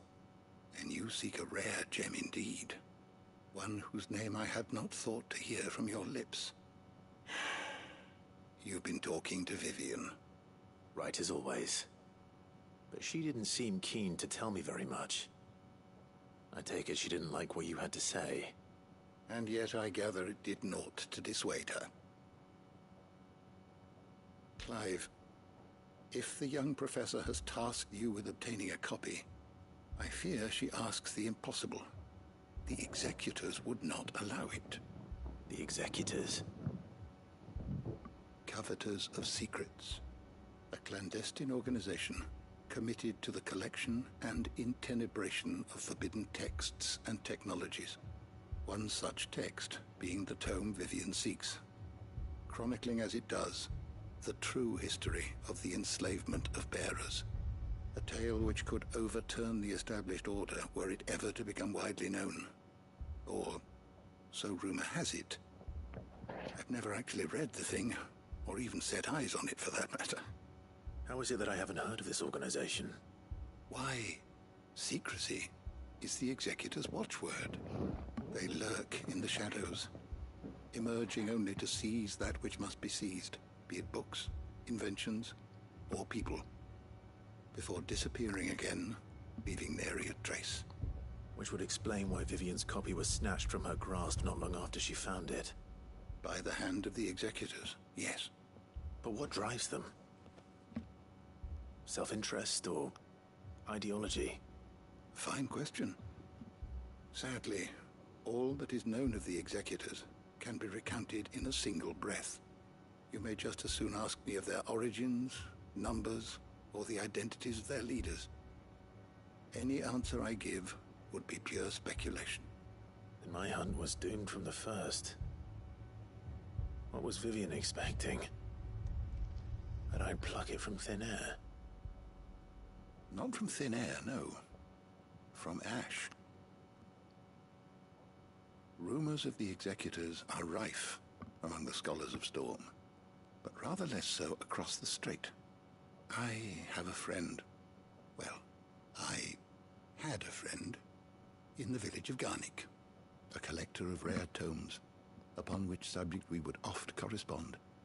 Alas, I have heard naught from him since the skies fell dark. And no doubt he too has turned.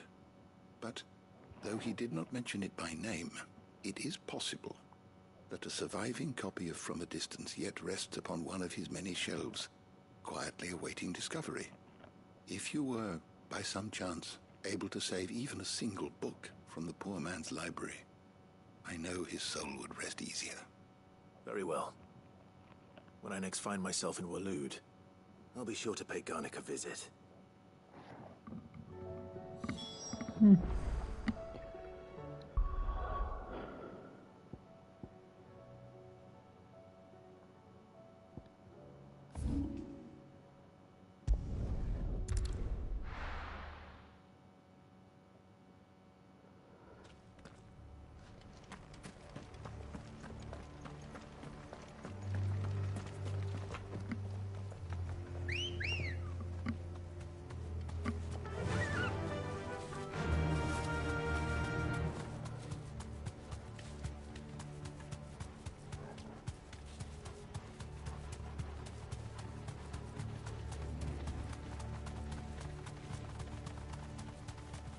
And we fought the Behemoth King.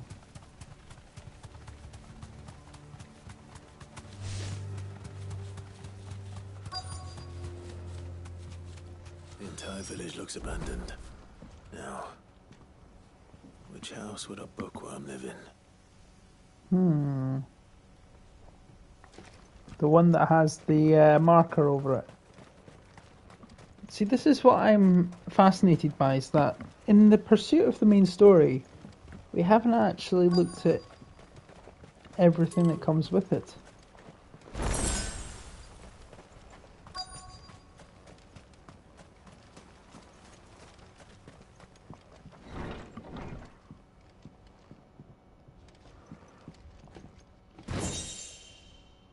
Empty shard.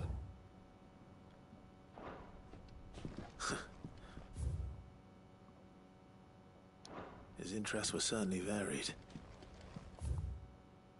From a distance. Fall of the Bears. The emergence of first magic adepts was widely heralded as a gift from the gods. Indeed, the title with those with the gifts came to be commonly known is most likely a contradiction of bearer of the heavenly blessing. The wording used by the tribunes of the time. Those born with the blessing were lauded as living crystals and granted high office and plentiful reward for their status as chosen ones. Over the years, this reverence for their kind would become a full-fledged religion led by the bearers themselves, a development that would prove fateful. The diverse nations of the time were unanimous in their disapproval of the founding of the church. While the authorities had years welcomed bearers into positions of power from their own structures of state, they were mistrusting of the organization led by bearers, for bearers. Efforts were immediately made to make sure to chasten, talk them down, and its followers, banning members from holding office, evicting adherents from their homes, and breaking up meetings by force. The church responded by forming a volunteer army to resist this persecution, and yet it continued, creating a cycle of ever-increasing bloodshed and rancour, and a growing rift between those bearers born with the blessing and those without. What began with beatings and street clashes would eventually spill over into an all-out war that consumed the greater part of the twins for nigh a generation and decimated the population of men and bearers both. The deluge of blood that stained the land crimson and left even this more lasting mark upon the minds of the Valstian people. After the bearers' last resistance was crushed, the nations of Valstia came together to sign the Continental Accord, which initiated the system of slavery that persists across the realm to this day. Its well-known phrase, "bearers are other than human," has its roots in the bitter war of the years before, being the unblessed only cause for their calamitous refusal to allow the blessed to decide their own destinies. Ugh. That was a pain in the ass to read. No wonder it's considered a crime. I need to get this back to the hideaway. No wonder it was considered a crime.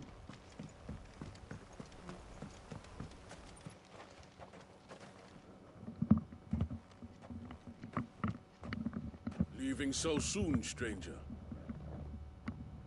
We've been watching you. From a distance, so to speak. Subtle. I know who you are. Then we need not waste time on introductions. Hand me the book. Leave it in our care and return to your life. Your care? Do you mean to burn it or bury it? That is not my decision to make. But by one means or another, its contents shall be removed from the common record. Then I'll have to politely refuse. I won't let you erase our history. Then we find ourselves at an impasse. Very well. The book can just as easily be pried from your dead hand. Can be, but it won't be. Let's see, shall we?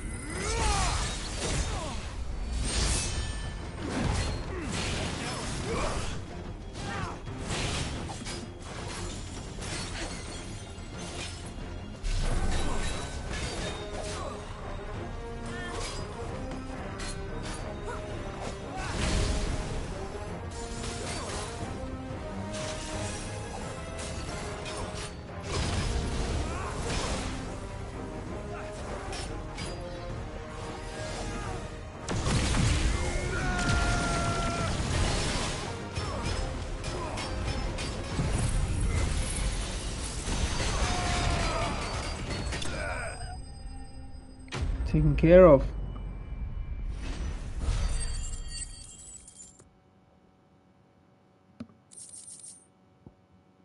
Clutch mine, alright.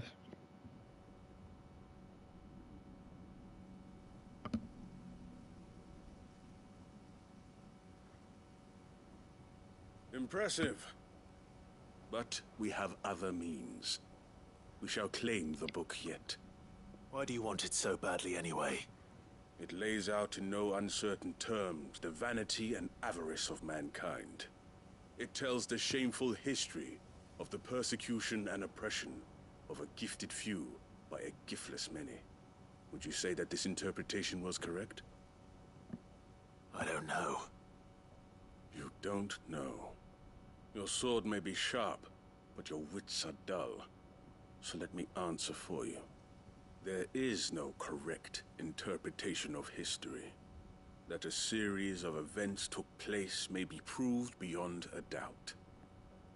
But there can be no single, immutable explanation as to why they came to pass. It is a question of numbers and of belief. If enough people believe that a set of events occurred for a reason, that belief becomes the truth. So you're trying to control the truth? We are trying to protect people from themselves, from knowledge that would bring them naught but pain. That is all. You may keep the book, for now. The world is small.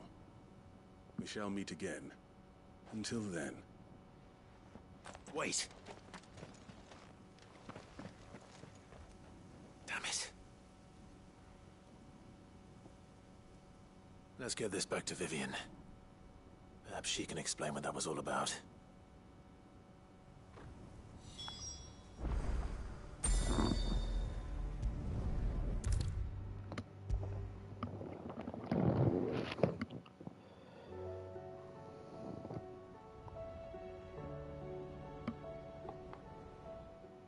Vivian. I found it. The book you lost.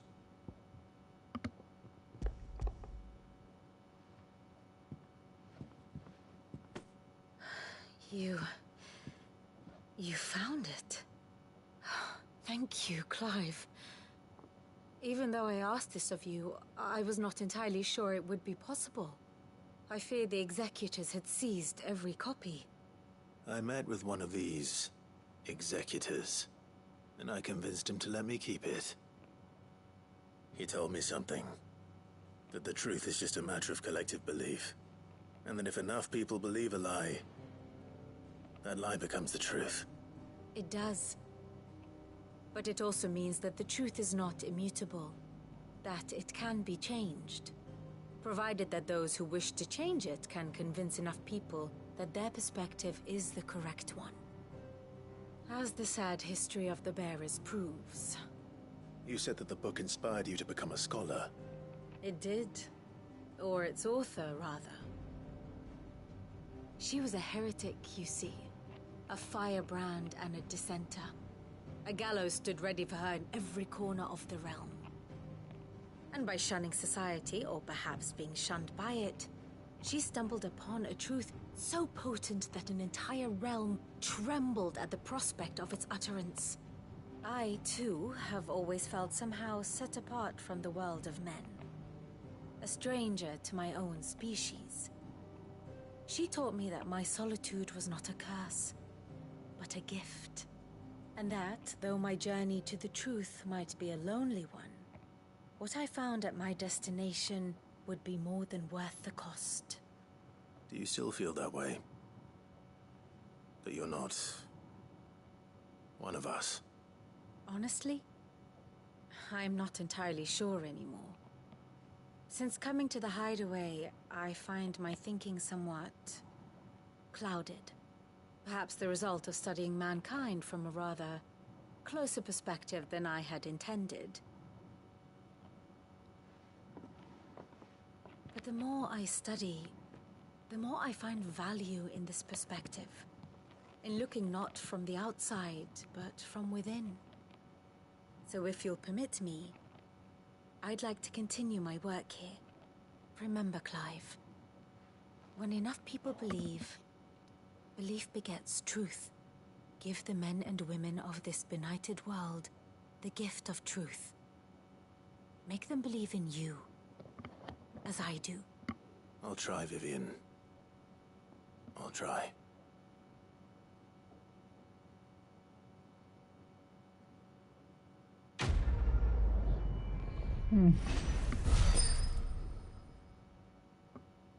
Inconvenient truth, knowing that's...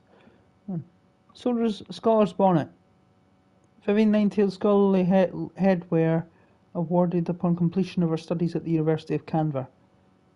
Give men and women of this benighted world the gift of truth. Make them believe in you as I do. Make them believe in you as I do. Vivian Ninetails. Displayed in her chambers. New quest is available.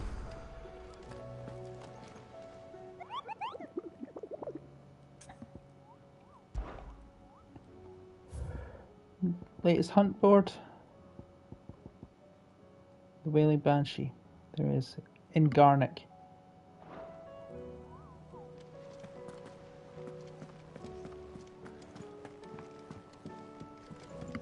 Hey Jill.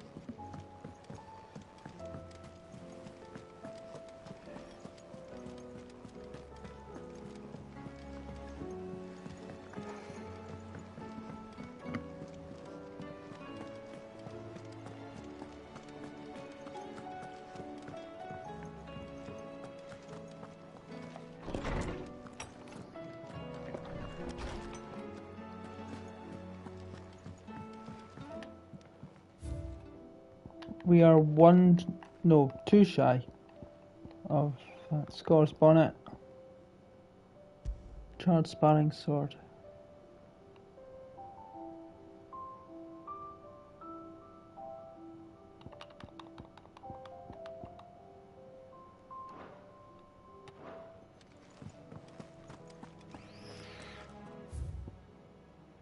Making amends.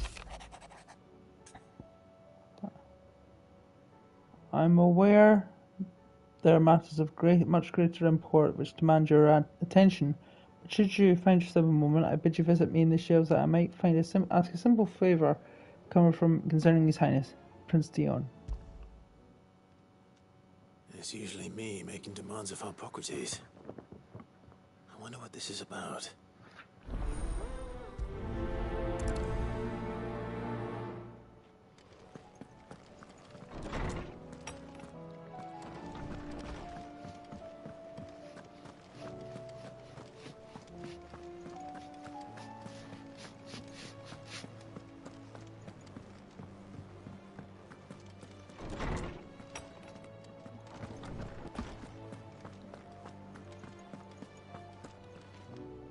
Lawsman Hippocrates, I received your note. Ah, yes. I expect you're wondering what this is all about.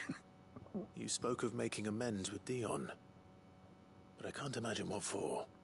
Then I should begin by telling you that I was once his tutor. This was some years ago, of course, before I joined Sid in his hideaway. At that time, I was counted among the foremost scholars of Oriflamme, and was accordingly invited to the palace to supervise the young prince's education, all to ensure that the future emperor had a firm grounding in, well, everything an emperor should. History, religion, commerce, government. Alas, our time together was cut short when Dion left to join the Dragoons, his studies no longer being deemed necessary. I had not expected to meet with him again, least of all here. Have you spoken with him? No, I have yet to find the right moment. His Highness always seems so preoccupied, especially when alone. I would not wish to disturb his ruminations with idle words of greeting. Not when I know he dwells upon the evil Ultima had him commit in the Dominion. The guilt weighs heavily on him, I know. But as you say, that was Ultima's doing. Surely you can't blame yourself. When I first met him, It was not guilt, but his people's expectations that weighed heavily upon him, and I did nothing to ease that burden. He bore it alone, until the day he could not bear it any longer. It is one of my greatest regrets that I only ever offered him my wisdom, when what he truly needed was friendship. The blame for Dion's transgressions lies not only on his shoulders, but on mine. I see. I'm ready to help you in any way that I can. Then I beg that you bring me a wild wyvern tail. Apothecaries across the ages agree that even to glimpse such a flower is to be granted inner solace. Fabulists and fraudsters all, of course. But there is oft a seed of truth to be found where even the most outlandish opinions align. Well, it can't hurt to try. Where can I find this flower? And how will I know it? You have seen cultivated wyvern tails before, I trust. The lily-white blossoms from whose roots the poisonous ink for the brand is distilled. Well, those which grow in the wild differ only in their purple hue. The harsher the environment in which they are raised, the deeper the color. There is a waterfall in Rickmal's roost across the strait, where the flowers once grew in abundance. Whether they still survive there, I know not. But try as I might, I can find no likelier location. It's all right. I'll find you a wyvern tail one way or another. Thank you, Clive. And please, be safe.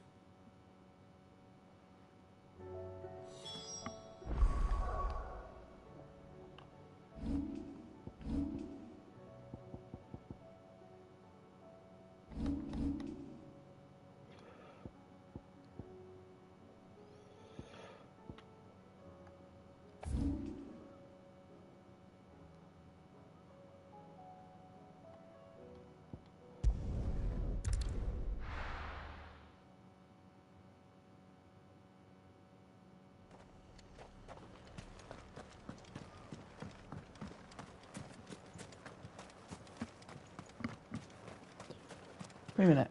While I'm here,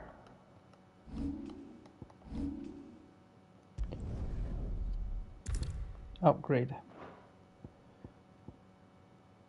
Upgraded dancing steel. Brilliant. Significantly fills Santa second gauge. What's this one done? Root's Gambit has been upgraded. I do believe that's it. But if I can upgrade Odin's attacks, then brilliant.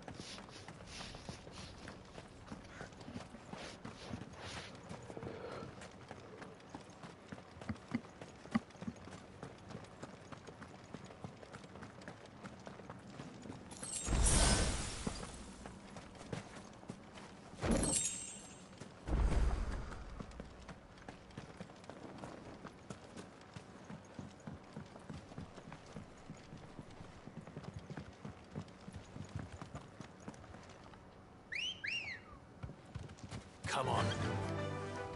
Faster!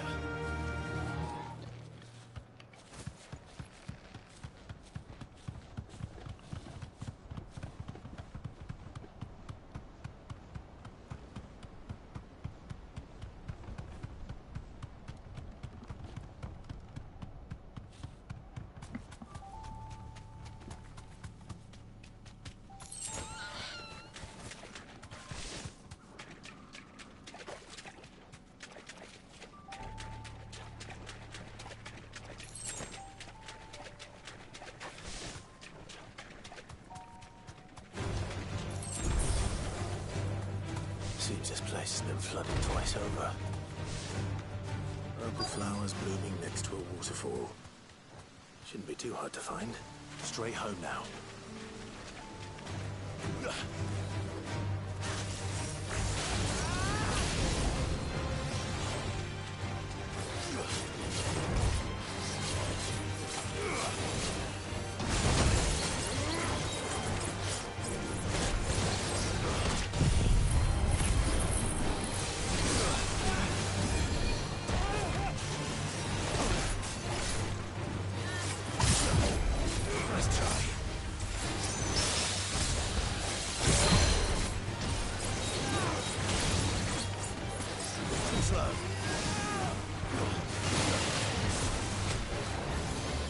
Nice try.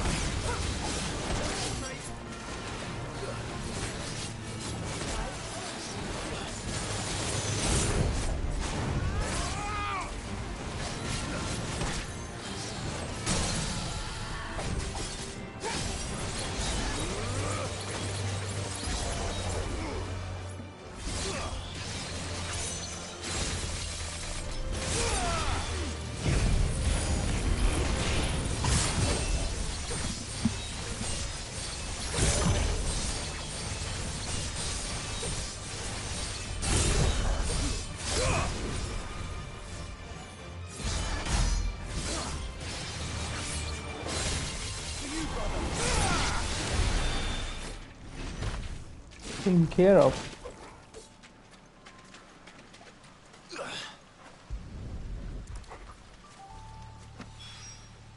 Here they are. Might as well pick enough for 'em.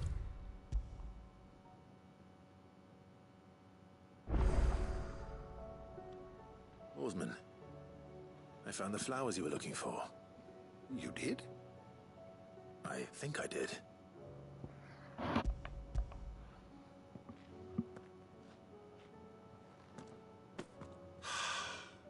You did indeed. My dear boy, thank you. You wanted to make Dion a gift of one, did you not? Shall I invite him to join us? Oh, I don't... It's no trouble. I'll go and fetch him.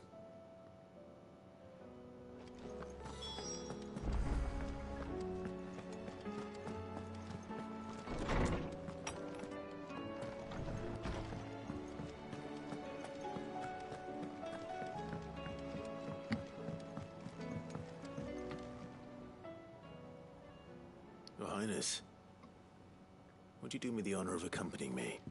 No. It is time, then. No.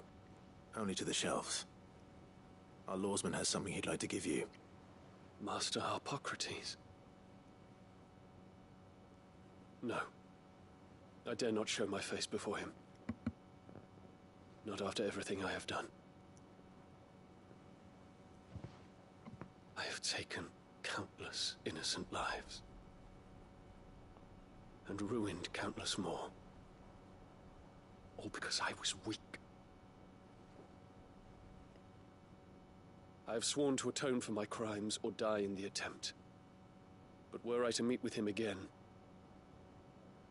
and see in his eyes what I have become, I fear that my resolve might falter. Then that is all the more reason to do it.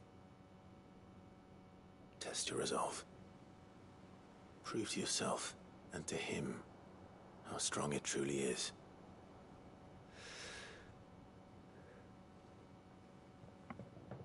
You are right. I must, at the very least, offer him my gratitude. Very well, then. Take me to him. Follow me.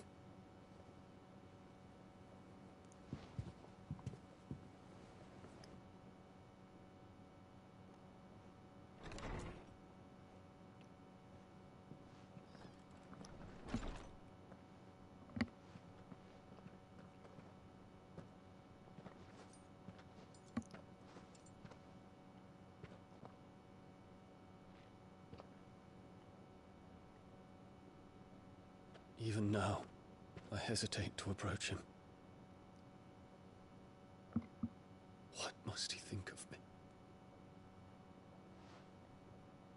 You'd be surprised.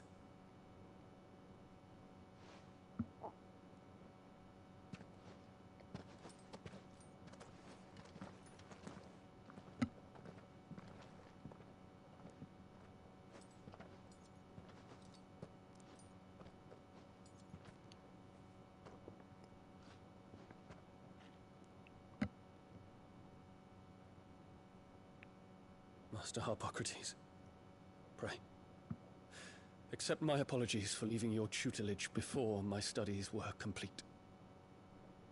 Your lessons opened my mind to a world quite unlike the one I had imagined from within the gilded confines of the palace.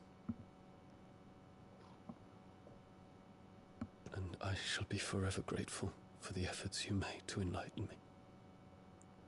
Lift up your head, Your Highness. The deeds of youth require no apology. That you took the time to visit me says much about the man you have become. Now, there is something I would like to show you.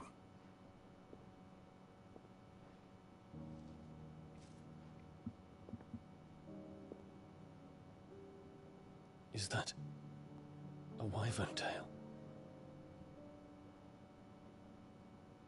The color is unfamiliar to me. Because it is unique to those found in the wild. Something in the harsh environments in which they grow lends them this striking hue. Their roots are indistinguishable from those of their hothouse cousins, but once they bloom, the difference is immediately apparent. In this flower, I see you, Your Highness. Its roots were the roots of a wyvern tail, with all that implies. But they do not define it, just as yours do not define you. I want you to have it, that it might remind you of this truth.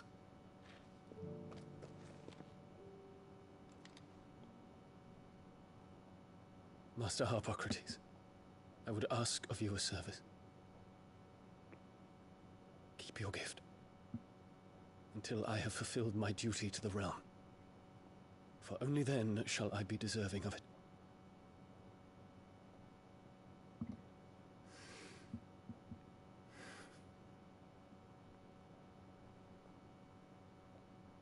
As you wish, Your Highness. I shall await your return.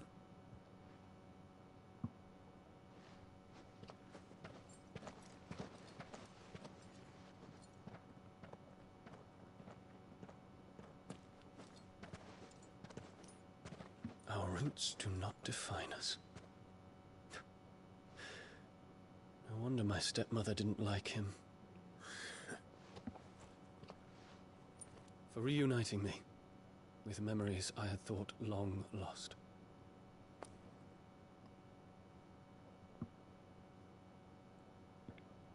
I shall not forget this.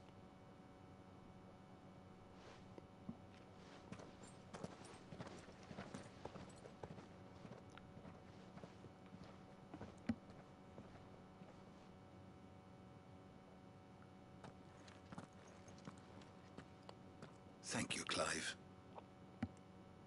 Were it not for you, I fear I might never have found the right moment to speak with him. Not to mention the wyvern tales.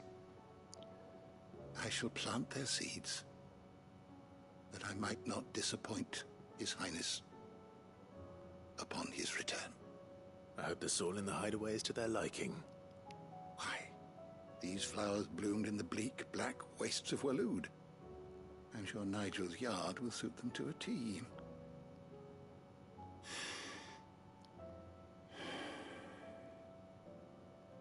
When it comes to expressing one's gratitude, I find that words are seldom sufficient. Here. What's this? A stolas quill. Or more precisely, my stolas quill. 'Tis said that an owl's feathers are steeped in the wishes it hears over its long lifetime. All those words just waiting to pour out onto the page. So consider this my wish for you. That one day you may put down your sword and pick up that pen. Well, when that day comes, I'll certainly have a lot to write about. Thank you, Harpocrates.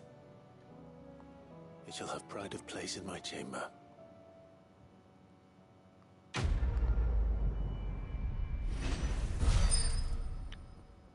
Tale to tell. Very good. Stolas quill. Lordsman Harpocrates' best loved writing implement, whose nibus transcribed many a learned tome.